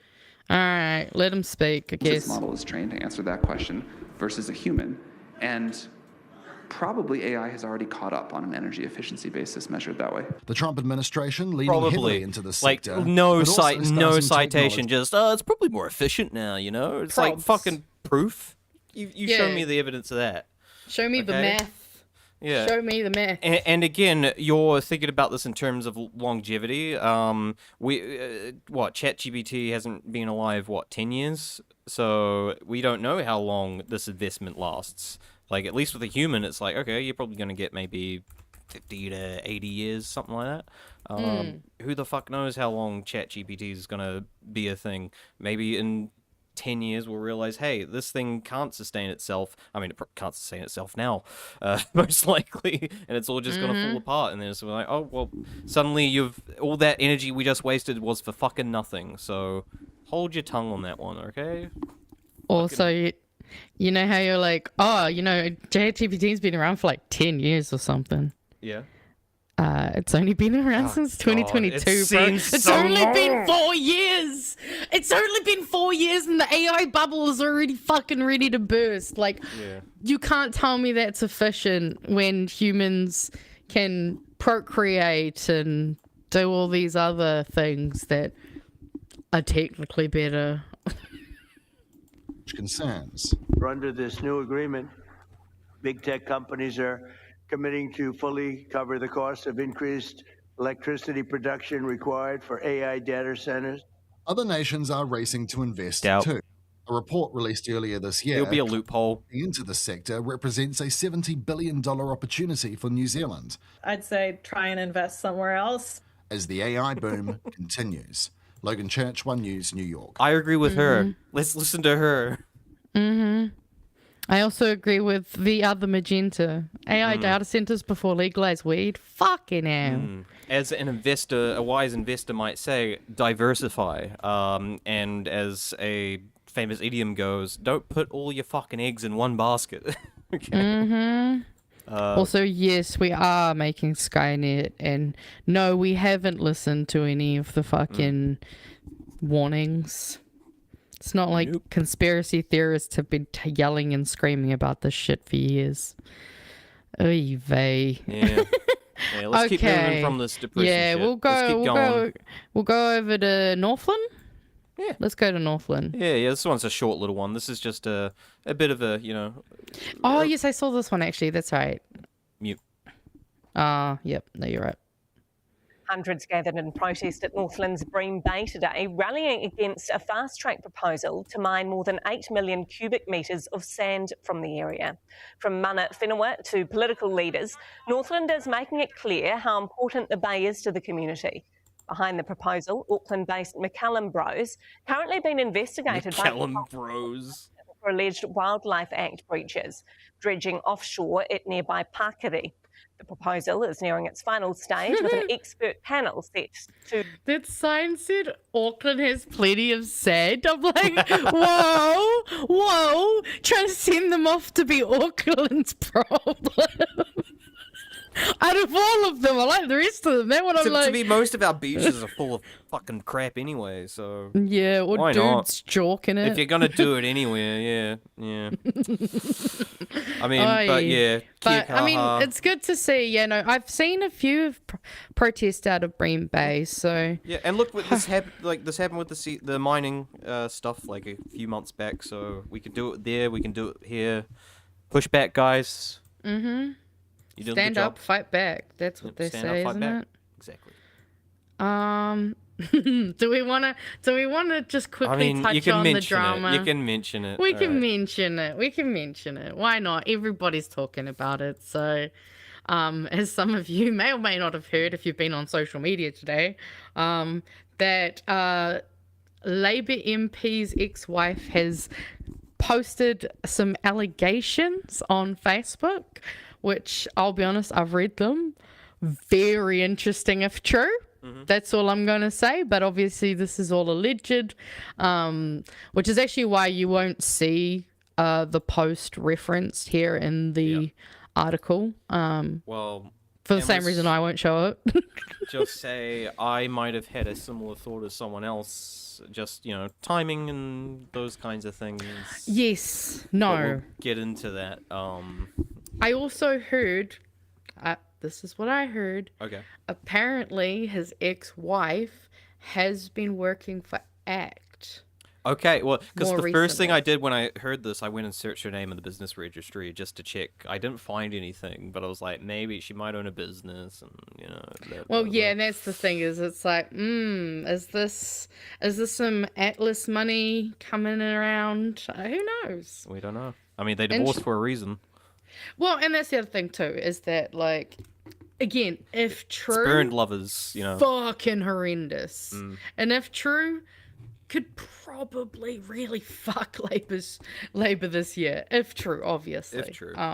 But it's all alleged, and honestly, who knows where that shit's gonna go? I mean, he's gone to his lawyers. That's where it's in Hipkid's Balls and Hipman Court. He's gone to the lawyers, so.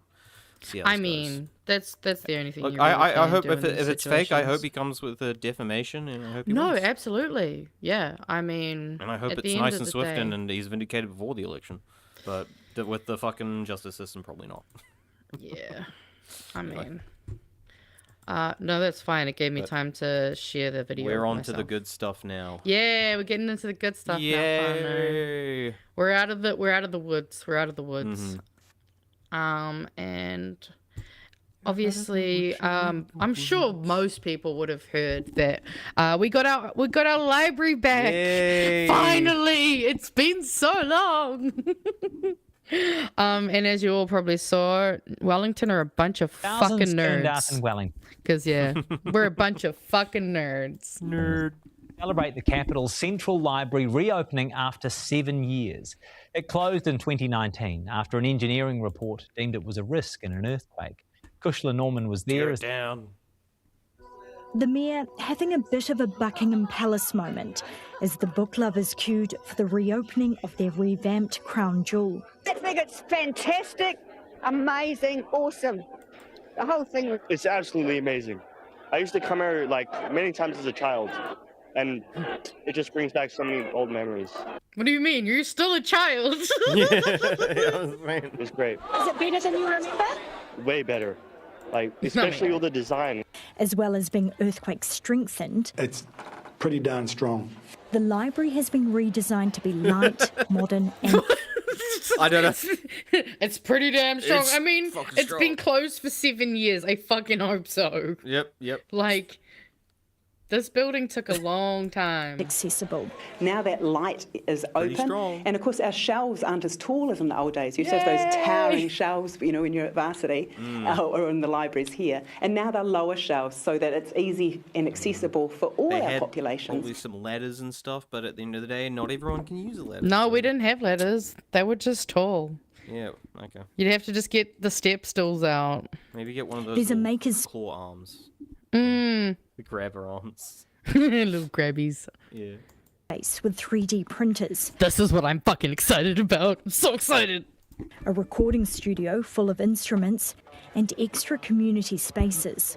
The final price tag, nearly $218 million. Worth. Do we really need those extras? Are they justified in Oh, these difficult times? I think it's about recognising that this is a library facility for the future, for the long-term future, and for the ages. Going to a library is no longer just about getting books and reference books and story books. It is about getting access to the wisdom of the world, if you like. I love He the says pomp. it's good value for I money. love Sorry? how I love the pomp here, like how he's just decked out. He's gone full Yeah, mayor the mode. fucking mayor chains and Yeah. shit. But I am very stoked to see a decent response from him on that because, like, it's like, you know, we can't afford stuff now. This is where the communism and socialism's kicking in because libraries are awesome. But it's not they even are that. It's not state even owned and we close can to all that. use them. I wish it was, but no, it's just like this is like the bare minimum we should be having.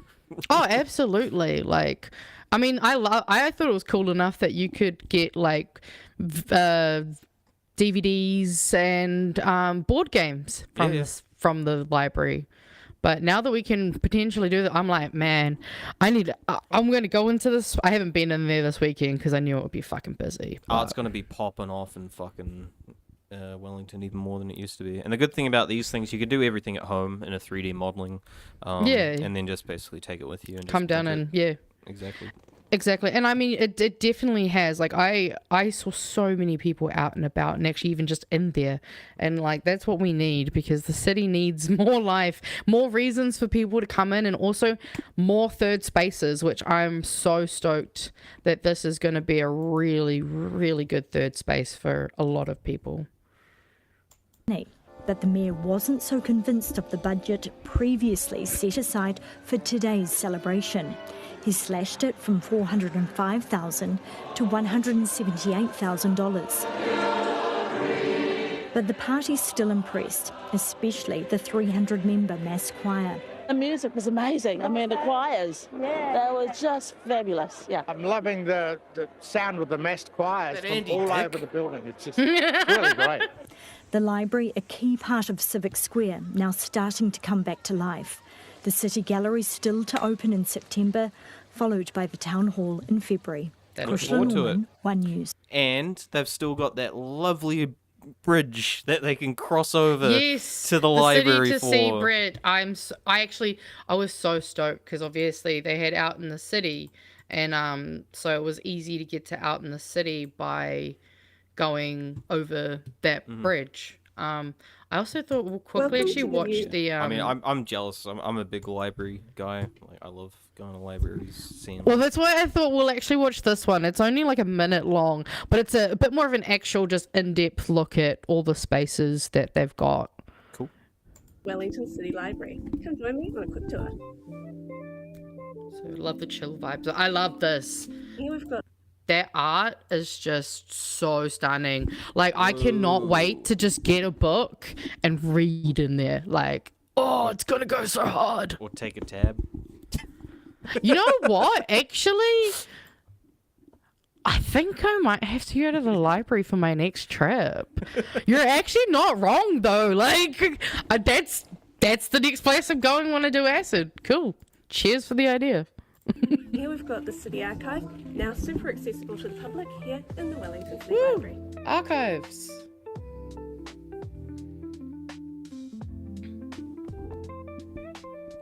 And fancy trying something like 3D printing? You can do that here in the library at the Makerspace.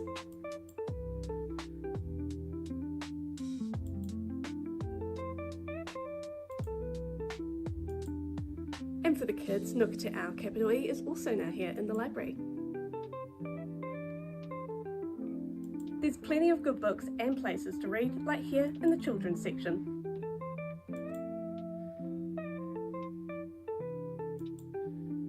Oh, good to know about the Demon Slayer. Thank you. The new library will be open from Saturday, the 14th of March. Sick. So fucking sick. I cannot wait to go in there, guys. It's going to be so good. I'm probably going to try get in there this week, I think. Fingers crossed, but yes. Anyway, and we've got some small town positives here too. Yes, we do. I just got to quickly... It's a place called Mayfield. Yeah, when I saw the name Mayfield, I was just like, where the fuck is Mayfield? There we go. And...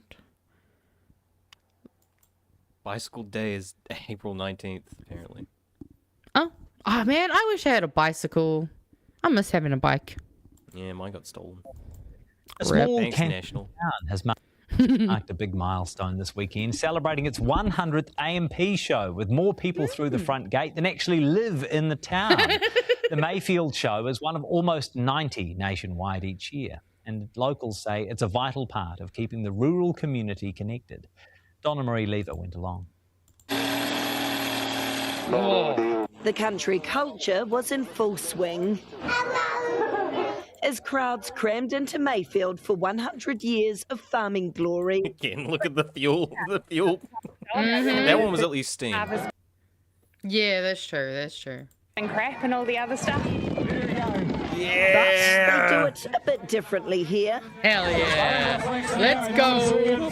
A punt on the Pink Piggies, a calendar classic. They're very food driven and quite sharp, actually. They're easy trained. Proudly grown produce under brutal scrutiny. That one's got a bit of a damage on it, so that's moves it to one side, goes down the order. Where possums are pets. Peter the possum. Is this Laura? Laura, is this you? No, I know it's not Laura. A friend of mine who... So remember how they had successful elimination of possums on the Dean Peninsula, the Otago Peninsula. I had a friend that lived there, and this was like 10, 15 years ago, and he had a little baby, and he named it Dobby. And but fortunately, at some point, Dobby did run away. But also, I couldn't help but think, well, Dobby was free. Dobby is free. But Dobby was on the peninsula. Oh, so Dobby was part of Dobby's the problem. dead. Dobby's definitely dead. I'm just saying. I'm sorry. Woof. Sorry, I haven't had to twice to the Harry Potter fans. I'm sorry. Dobby died again. No. And there are enough furry farm animals for... It is a whole zoo. It happens every year. We get them every year. It's the same people that come back with the animals, which is amazing. It's all the fun of a fairground for a family day out. The community gets to come together and do this. I think it's really cool how the Mayfield show's been going for 100 years. It's hard to believe this. You can so tell that they told that kid to say that line. That bro can't even comprehend what 100 years of an AMP show even Maybe that's why means. he thinks it's cool, because he thinks it's like medieval times. Yeah, he's like back in the 1900s, like, what was it? 1900s. Ooh. This is a town of just 200 people, with the show attracting large... If there's only 200 people, can you call it a town? Sorry. Crowds every year, and the Centennial is no different. An estimated 5,000 people have come through the gates. My children won't let us do anything else on Mayfield Show Day. We must be here. You're spending a bit of pocket money. Oh, yeah. Got a $20 from my mum. The show comes from humble beginnings to get farmers from the fence line to mix and mingle and showcase their skills. It's been cancelled only twice. There was the a polio outbreak, Second World War, and then, of course, more recently, COVID. Smile for the camera. Smile. Wow. With the So I guess we can put COVID at the same level as the World Wars. Good to know. That was specifically like the flu, but I guess because of it. But yeah, still. Set to continue to keep this community together. Donna Marie Lever, One News. That's adorable. I haven't been to an AMP show in fucking probably a good 15 years at least. But that's on my radar now. I'm gonna go. Make it a thing. Why not? I mean, I used to enjoy them as a kid. I thought they were quite fun. They usually had some cool shit for kids to do. Anyway, we got one more here. We've got was that even got a video? Renewables? Oh yeah, there it is. Yeah. Well, it's just a good little positive about renewables being up. That's all. Now, to give you a clearer idea of how we generate electricity in New Zealand, just take a look at these just released official figures. A huge 96.4% of our electricity generation came from renewable sources in the quarter from October to the end of December last year. That's a record high. It was driven by favourable hydro conditions and the continued growth of large-scale solar farms across the country. What? You're telling what? Solar farms? Yeah, you mean continuing to invest makes these things more abundant and better and we get more. Is that what you're telling me? You're almost saying that maybe we should like incentivize people and help them into having solar on their farms and houses. Crazy idea. Strong flows at hydro the government power needs stations to subsidize produce fuel. Subsidized fuel. Subsidize these nuts. I saw a lady in a one of the, I can't remember which clip, but saying that like she's like, they need to subsidize it. I'm really worried about the supply, and I was like, those are completely contradictory. If they subsidize it, more people are going to be able to buy fuel. There'll be less. I don't know. Some of these people just don't think things through. Of our electricity resulted in an 8% increase in hydro generation compared to the December quarter in the previous year. But the big mover, the big one, solar farms. New ones connecting to the system, lifting solar generation by more than 70% year on year. These renewable increases cutting emissions and sharply reducing reliance on natural gas. There's an idea if you're a struggling farmer, you know, you're not seeing the returns you used to. Maybe there's another avenue to go down, a different type of farming. Did we look at that video of I saw a video of solar farms in Japan. No. On rivers. Oh, I have to find it. Okay.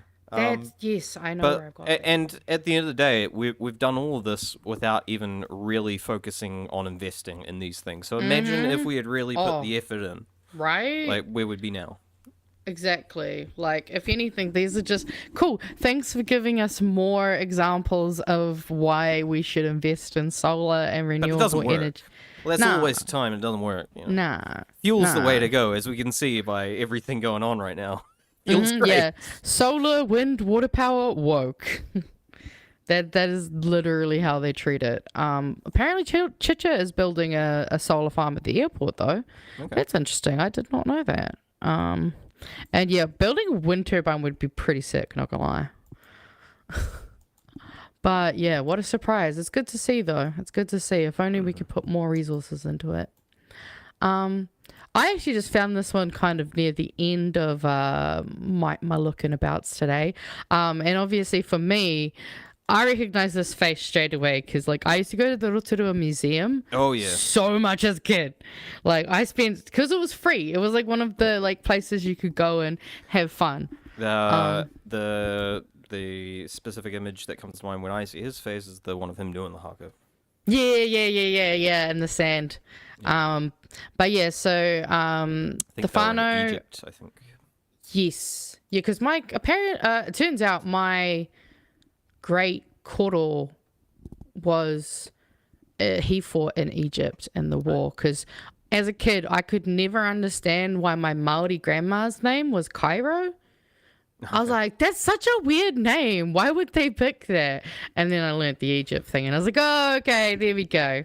Also, PSA, if anyone starts telling you a stupid Rommel quote about how he loved the Maori battalion, how essentially he's like, if I had one Maori from the Maori battalion in my thing, we'd be able to conquer all the world. Some random quote. It's bullshit, unsubstantiated, probably just a rumor, you know. And again, fuck those people for holding Rommel up on some kind of fucking pedestal, a fucking war criminal. So who cares what he said? But yeah, so the whānau of a Māori battalion soldier hope a new film about his exploits in Tunisia during the Second War will see him finally receive the Victoria Cross. Lieutenant Sergeant Hane Manahi, DCM, Te Aroha and Ngāti Raukawa, joined B Company 28th Māori Battalion shortly after the outbreak of the Second War. He fought in Greece, Crete and North Africa. It was during the North African campaign in Tunisia that he confirmed his attributes as an outstanding leader and soldier.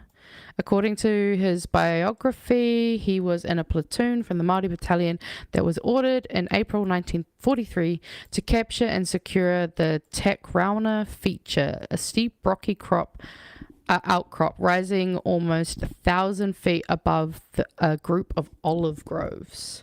It was occupied by 300 Italian and German troops who were causing havoc in advancing Allied armies.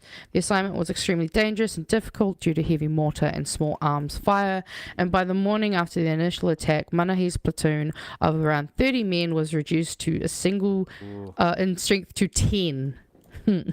But will they make it? Manahi then... Well, maybe we shouldn't go too in depth because there's a documentary and we don't. You know what? That is so true.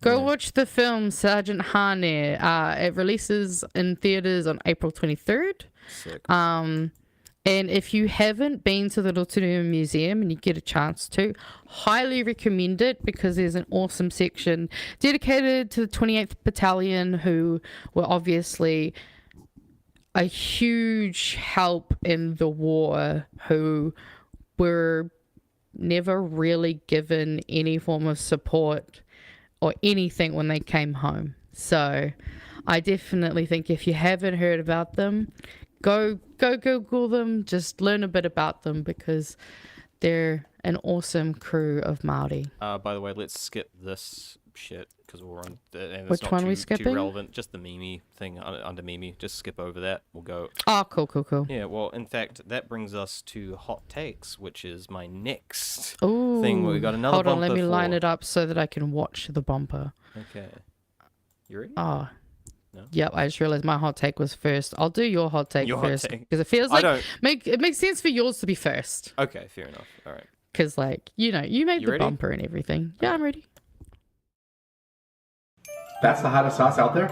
I have a high tolerance for heat. It's interesting. Whew. I'm in extreme pain. I'm just gonna start giving my hottest takes. There we go. That's beautiful. That's beautiful. Do you have the little golf clapping thing? Wait, yes, I do. Hold up. Give yourself an applause there. Oh, that's not a golf clap. Hey, that's worth it though. That's same vibe. Good job. You might as well.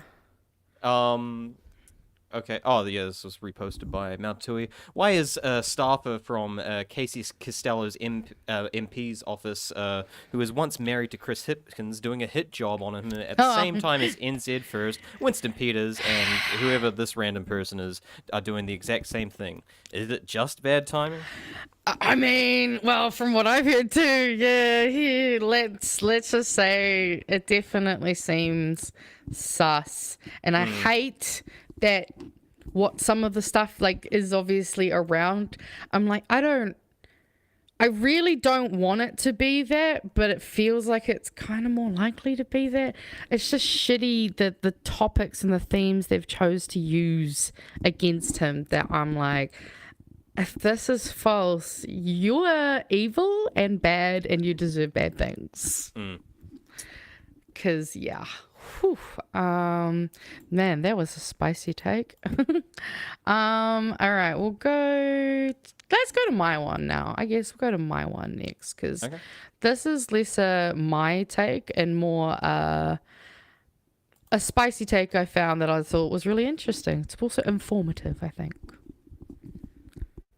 A man who bought the Twin Towers weeks before they went down recently bought the largest tower on the West Coast. The U.S. Bank Tower in California was recently bought by Larry Silverstein. And for those of you who don't know, Larry Silverstein was the same man who bought the Twin Towers 6 weeks before they went down. With recent FBI insights of a possible terror attack off the coast of California from Iran, the Department of War unveiling their new Lucas drones, an exact replica of the Iranian Shahed drones. Is this their target for a false flag attack to get us back in the Middle East, just like they did 25 years ago? Larry Silverstein famously never missed a day at work. He showed up and ate breakfast on the 91st floor of the North Tower every single day, except for 9/11. He also took out an insurance policy that covered for terrorist attacks. After 9/11, he was awarded $4.5 billion in insurance. But what do you guys think about all this? Is this going to be 9/11 all over again? Let us know down in the comments. So, yeah, what are your thoughts on that? That information. I just had a thought because I thought I recognized that face, and for a second, I think that guy might have been in that documentary about Rob Durst, The Jinx. I think he might have been in that. I have no idea what you're talking about. Okay, he was the murderer. Doesn't matter. He was the billionaire murderer dude. Yes, sorry, but the conspiracy. Watch the space, I suppose. Yeah, I thought it was very interesting though. I didn't know that about the purchase of the tower and the very convenient skipping. That has always been a thing in conspiracy theorists' minds, that aspect of it, that they were recently purchased beforehand. So I had heard of that. I've never been too invested in the whole government did it theory. I've been more along the lines of the government just sort of was partly incompetent and perhaps partly for convenience sake let it happen. There's a lot of documentation around particularly the infighting between the CIA and the FBI, spying on each other, holding information from each other because of foreign assets, and it's partly their fault because they just refused to really work with each other as well, whether it was intentional or not. But it also just doesn't help though for me. It's like we've already got evidence of the United States literally planning to make attacks, blame it on someone else so that they can just do what they want. So, I mean, the patterns are patterning a little. And then I think this is our last hot take. Oh, this is just from our great leader. Luxon advises people struggling with bills just to sell off one of their rentals. Easy. Thanks. Yeah. Sorted. I think they got a quote here. Look, what I will just say is, yeah, they've even got him there in what quote. I say is times are tough. I get that. But sometimes you've just got to take a step back, review your property portfolio, and think about whether you really need all those rentals. Let me review my property portfolio. Right? I'm in an apartment. Look. It's empty. It's actually just my Star Wars notebook that I wrote down my autism questioning scores on. I mean, well, as we did, I think previously mention, my family's home is in a trust, so I do have some technical association with property. But if I went to try and sell that, I'd need every other person to sign off on that. So yeah. So it's not property I own. So that's my only somewhat potential, hey, I might have property, but it's not actually property I own, so it's just locked in a trust. Trust fund, baby. It's not a trust, it's a trust asset. I'm just kidding. It's easier to avoid the I'm inheritance super tax. Poor. I'm allowed to be mean to you. Yeah. You can be. Do we want to go my into? parents are just like one of those people. They're like always worrying about like money. Like I want to make sure you have it. I'm like, just fucking spend it. Have a good time. It's your money. Don't That generation worry. though, my nana's the same. It's because they also come from a time where they could afford to be like that. Yeah. Like, I mean, it does, it does make sense. Oh, I do my find it parents grew up frustrating, at the perfect time. They were just in that Yeah. lower. They went from lower middle class, sort of late 80s, early 90s, rode that wave, gone to sort of more upper middle class. Yeah, so it's all been positive for them at the end of the day. So I love that for them. Yeah, like you get why some people are like all yay for the system because it works for them. So No, totally. and I benefited it. Did we want to watch the Te Karere video? Well, I'm not sure what this The what video? You've got it under extras. Extras. Oh yeah, well that was literally. So I was literally just showing because I noticed this the other day because I'd said multiple times in the past I think that when I go to watch the Māori news they don't have subtitles. But now I noticed they got them even hard-coded now. So I was so happy about this. I was like, I can start watching Māori news, which is just great, especially if you're trying to learn a language. You absorb through osmosis is one of the best ways to pick it up. So, yeah, I was just thought I'd point that out to people if anyone was curious. Yeah, that was it. And I mean, they don't usually have them live like most things, but they'll have them after the lives are finished, generally a few hours later. All right. Well, I think we should go into some of the fun stuff. So I wanted us to watch this since it's pretty relevant. This is, I don't know, apparently Jono does this segment called the Roast Shop. And it kind of is what it says on the tin, really. So let's just... Look, only here because you got me. Moment of weakness, that's all. Moment of weakness? Oh, you caught 8% of the country at a moment of weakness when they voted for you in the last election. Oh, that's funny. If I'd known it was going to end up like this for you, I probably wouldn't have got them to cut your bum. Of course you wouldn't. Yeah. Just so you know, I actually asked Winston to do this instead of you, but it was past his bedtime, so... Yeah, what I'd like to know is why Ben is doing so much better.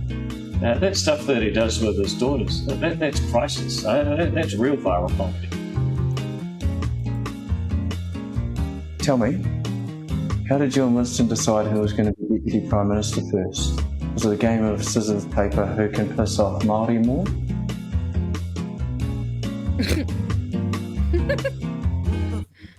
David Seymour, well... I know!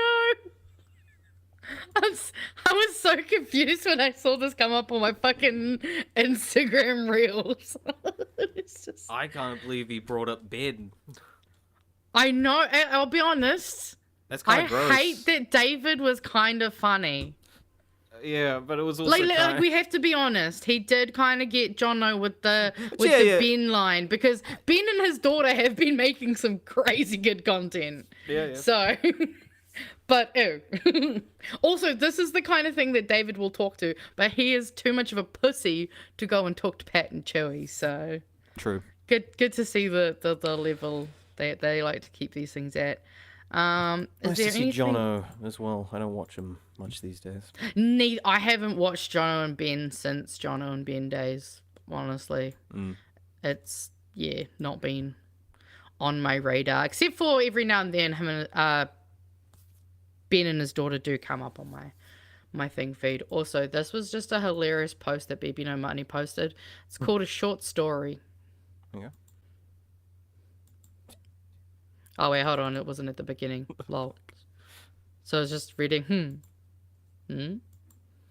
Oh shit. Fuck. Shit. Oh no. God damn it!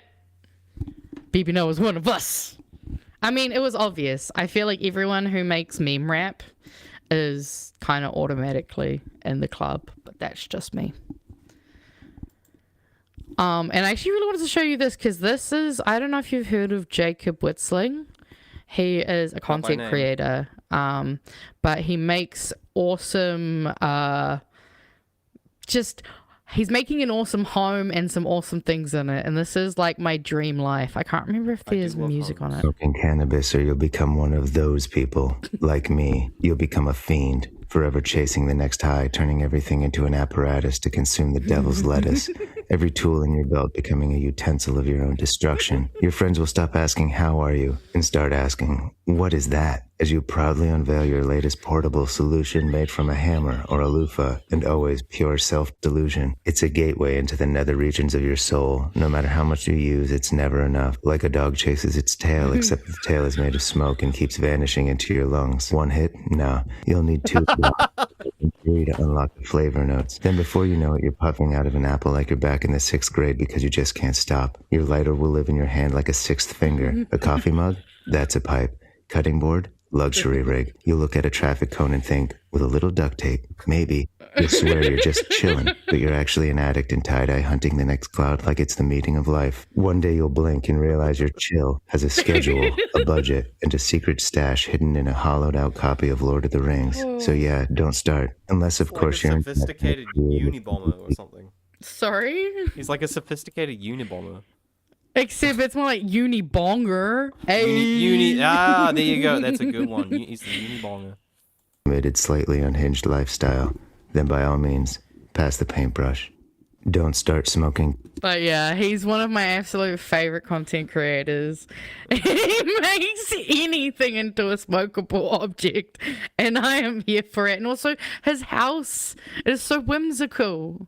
I want to live in the forest and just be whimsical like that. The Hobbit life. Yeah, except it's like the 420 version of the Hobbit No, life. it's more like Gandalf's Radagast the Brown. You lost me. I Gandalf's barely friend. watched the movie, bro. Okay. I'm not that kind of autism. That's not my... I don't have like the Lord of the tree Rings wizard. flavor. He's the homeless tree wizard. Ah. And I mean, we guess have a tree here in Wellington. he smokes a weed human too tree. in the movie. So Hell yeah. No, I love that. But yeah, he's a great content creator. Yes, the piano? Yep. Yeah. So this one, just a short one. I watched the entire video of this. I've just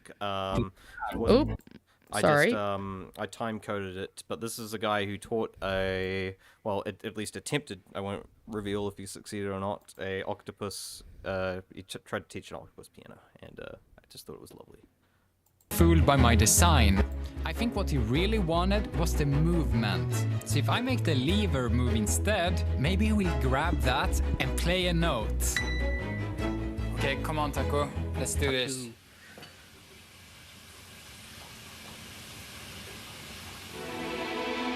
Here we pull. Oh, wow. Yes. Good job, Taco. Whoa. And he did it again. That's whoa. And many more times. This was working amazingly. Get it, player. Good job, Taco. Good job. Yeah. We're back, Taco. And every day, Taco got better at piano. And after 1 week, he could play 2 notes in a row. Good. Whoa. Whoa. The second week, this happened. Whoa! A chord! Hell yeah! Taco started loving piano. He would sit all day looking at it, hoping I would place it in his tank. You're missing your piano? He even came up to the glass whenever I played. And at 6 every night, it was finally his turn. Oh, wow! Come on, Taco, that's it. Whoa! You're a genius, Taco. Hell yeah. I thought Taco was getting close to something We'll pause amazing. it there. Is Taco gonna learn the piano? Will Taco I'll be able put to the play a link- song? I'll jump into the chat and I'll put the link in. Everyone go watch it. I love octopuses. They are amazing animals. They are incredibly intelligent. No, that was adorable. That was adorable as shit. Like, I loved that. All right, if we're going cute, I do have a cute one here. Okay. If we're going cute animals. Yep. The feel good vibes are high today. Oh yeah, no. So it's just a dog who was jealous of her when she uses her blush.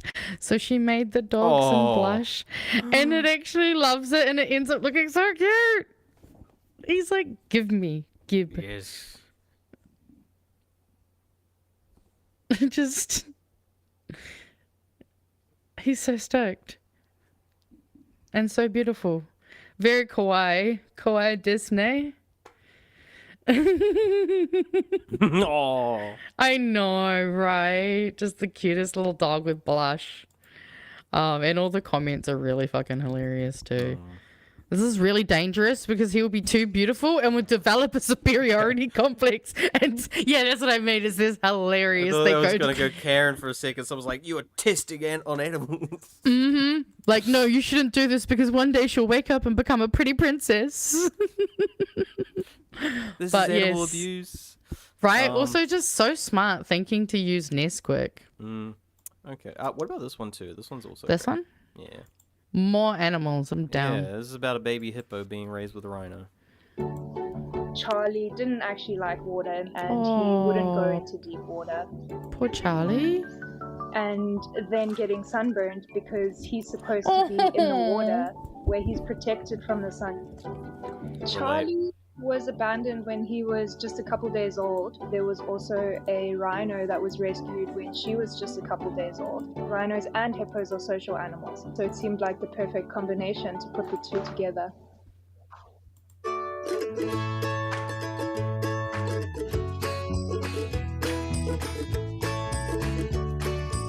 Oh, okay.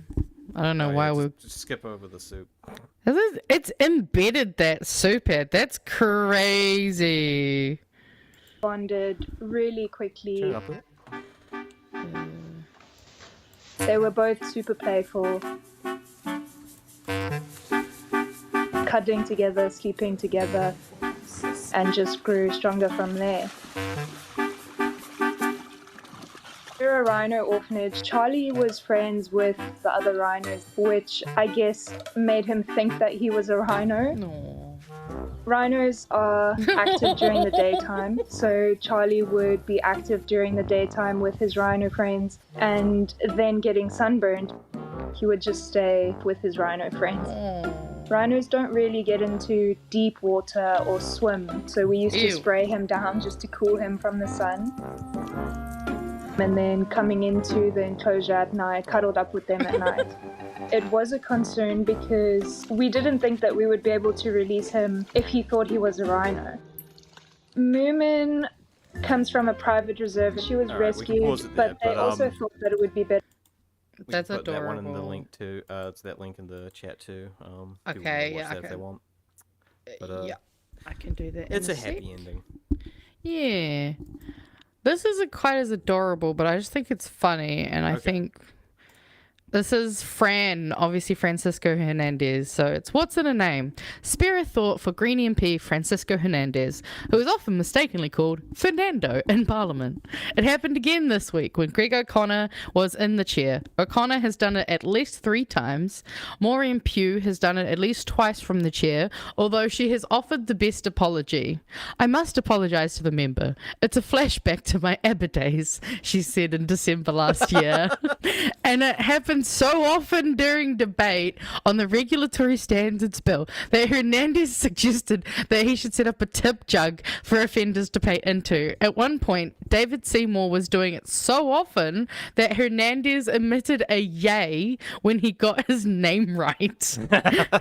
Hernandez told me yesterday that it has happened about 20 times and that the song has become his theme tune.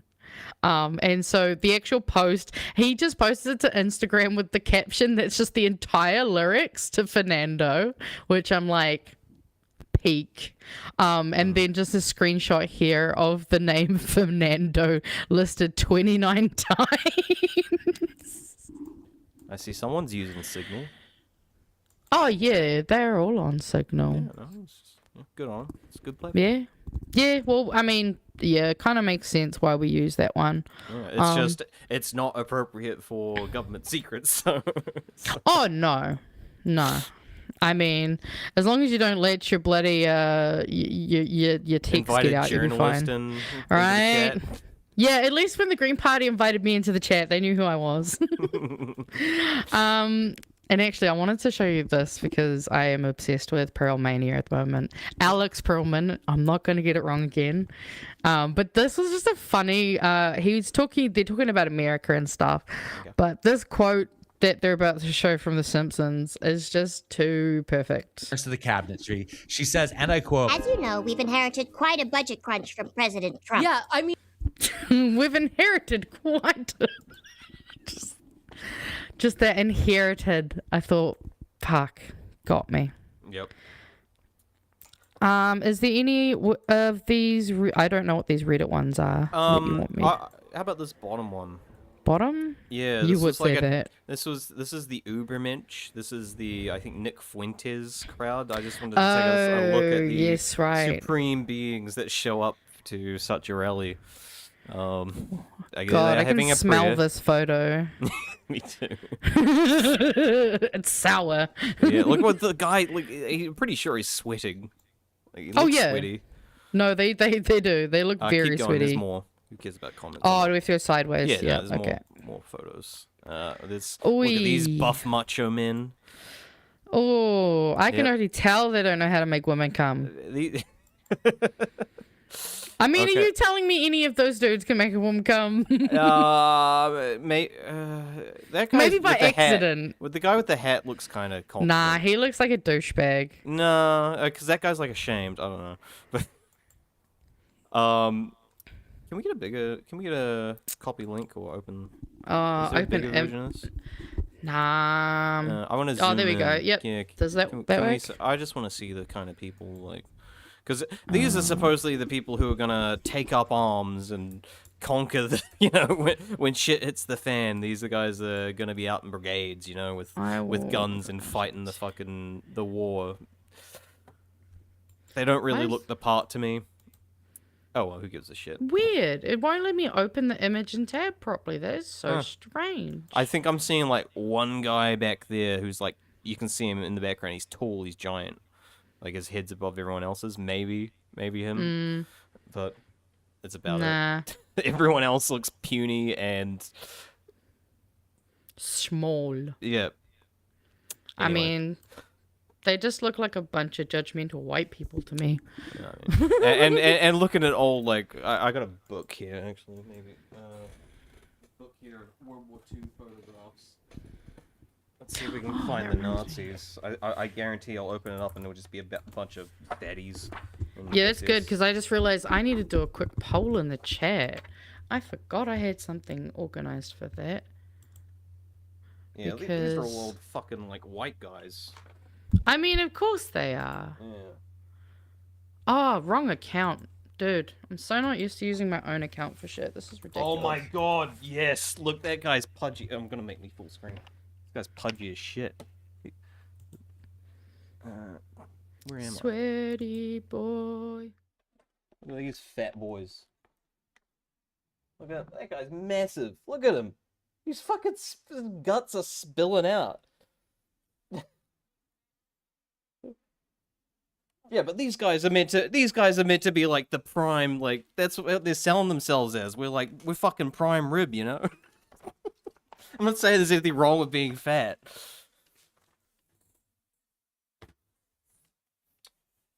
Let me transition back. There we go. I finally got it. I'm gonna do a poll in our chat because We demand to be taken seriously. we have options. We have options. We have options Options for what? for the outro song. Okay. So I'm going to give you some options. We've got what I'm calling funny nerd vibes. That'll be the first one. And then we've got funky nerd vibes because, you know, why not? And then we've got Pokemon with crossover meme rap. And those are our options for our outro. Fabulous book, Mr. Arvid's, called World War II in Photographs. So that's why I have it. Big, thick fucking book there. Massive book. Well, yeah, you got that wartism, so you can't blame him. It's his subclass. Same reason Chewie's a big military guy. They got that Chewie's very disproportional. You know, he's like yay one side. I'm nay neither side. Fuck this shit. So did I launch that poll properly? No war, please. I think. Yes, Can't cool. we all just get along? All right, so we'll let you guys vote in there, and I guess we'll just look at this. This was the other video. I don't know if it's gonna have copyrighted music, so Y'all, we'll the fucking let it play. White House just posted this shit. I cannot make this up. Strike. We saw this. Strike. We saw this. We saw this. We saw this. It's copyrighted. We saw this. We saw this. It's copyrighted. Oh, that's not. I thought that was the new one. Whoops, must have got the wrong. Nah, there's a Wii bowling one, but that's not it. So that's fine. It's not even war specifically. Like, I'm not that obsessed with the war, you know, particularly. It's more the geopolitics of World War II specifically that I'm more particularly interested in. Nah, totally. I mean, there's some a of the lot grand strategy stuff too, but I really don't give a shit about, like, there's lots of guys that are into, like, tactics and they know all, like, every single fucking war that went on and all these things, like, every battle, but I don't really know that stuff, you know. All right, I'm going to close the poll. And it looks like... Oh, well, do you want to vote? You can add in... Oh, where did my poll go? Oh, I ended it, but now I can't see it. I see 50% for Pokemon. Of course it fucking is. Of course it is. I should have expected this. Because we got some new music, DMCA free music now. So we will be adding in some new stuff. It's not just going to be BB No Money and Stardew. So I'm excited. And so I think I want to give this a bit of a... Ooh, I need that one. I need the Pokemon Go to the Polls as a soundboard. Oh, God. Pokemon Go to the Polls. That is so iconic. I agree, we do need that. But for reference, I don't know if any of you have heard of the band Starbomb. Yeah, yeah, you would probably know who he is. Although you don't like Aaron. we have a history. Yeah, you got beef, but he got free music, so you're gonna have to deal with it. We'll go out to some Pokemon Smash or Pass. Anything we wanna leave off on? Just thank you very much, everybody, for joining us tonight. We hope you enjoyed the show. We hope you enjoyed the feel-good vibes, and I'll see you over at BHN. While I get my dinner.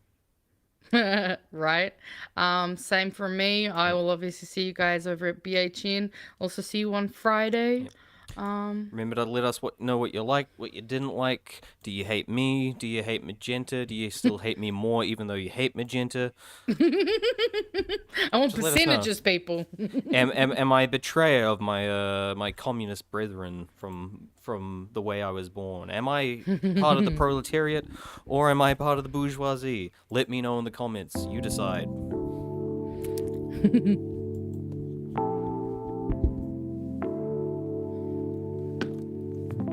We should make that a poll.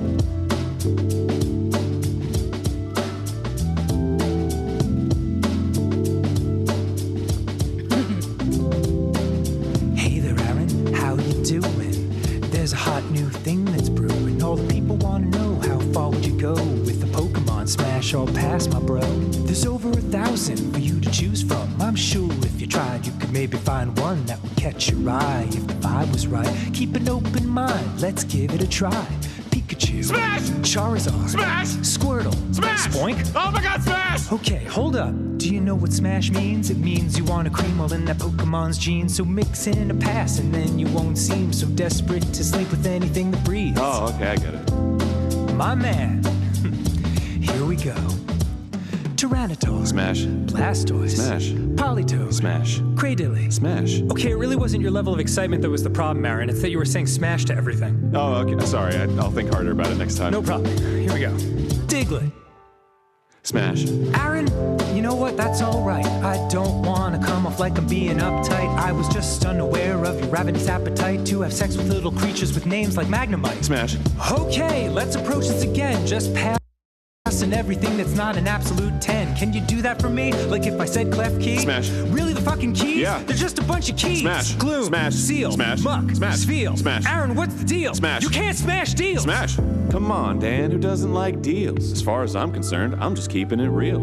Okay, let's go for one last round. Your shocking need to plow never ceases to astound. So let's widen out the circle and see if we have found the one thing you won't allow to knock your junk around. A chessboard. Smash. A small gourd. Smash. A 2014 Honda Accord. Smash. A green line. Smash. A large mine. Smash. Half a bowling ball and the concept of time. Smash, smash. An inflatable raft. Smash. A Boeing aircraft. Smash. The frozen mustache of former President Taft. Smash. A potato fully loaded that was left in a roaded on the road in South Dakota with a smell that exploded like a commode in which a constipated Yoda overflowed it with the swampy-ass chode so your nose became corroded. Smash. Wow. What about me? Pass. Ah!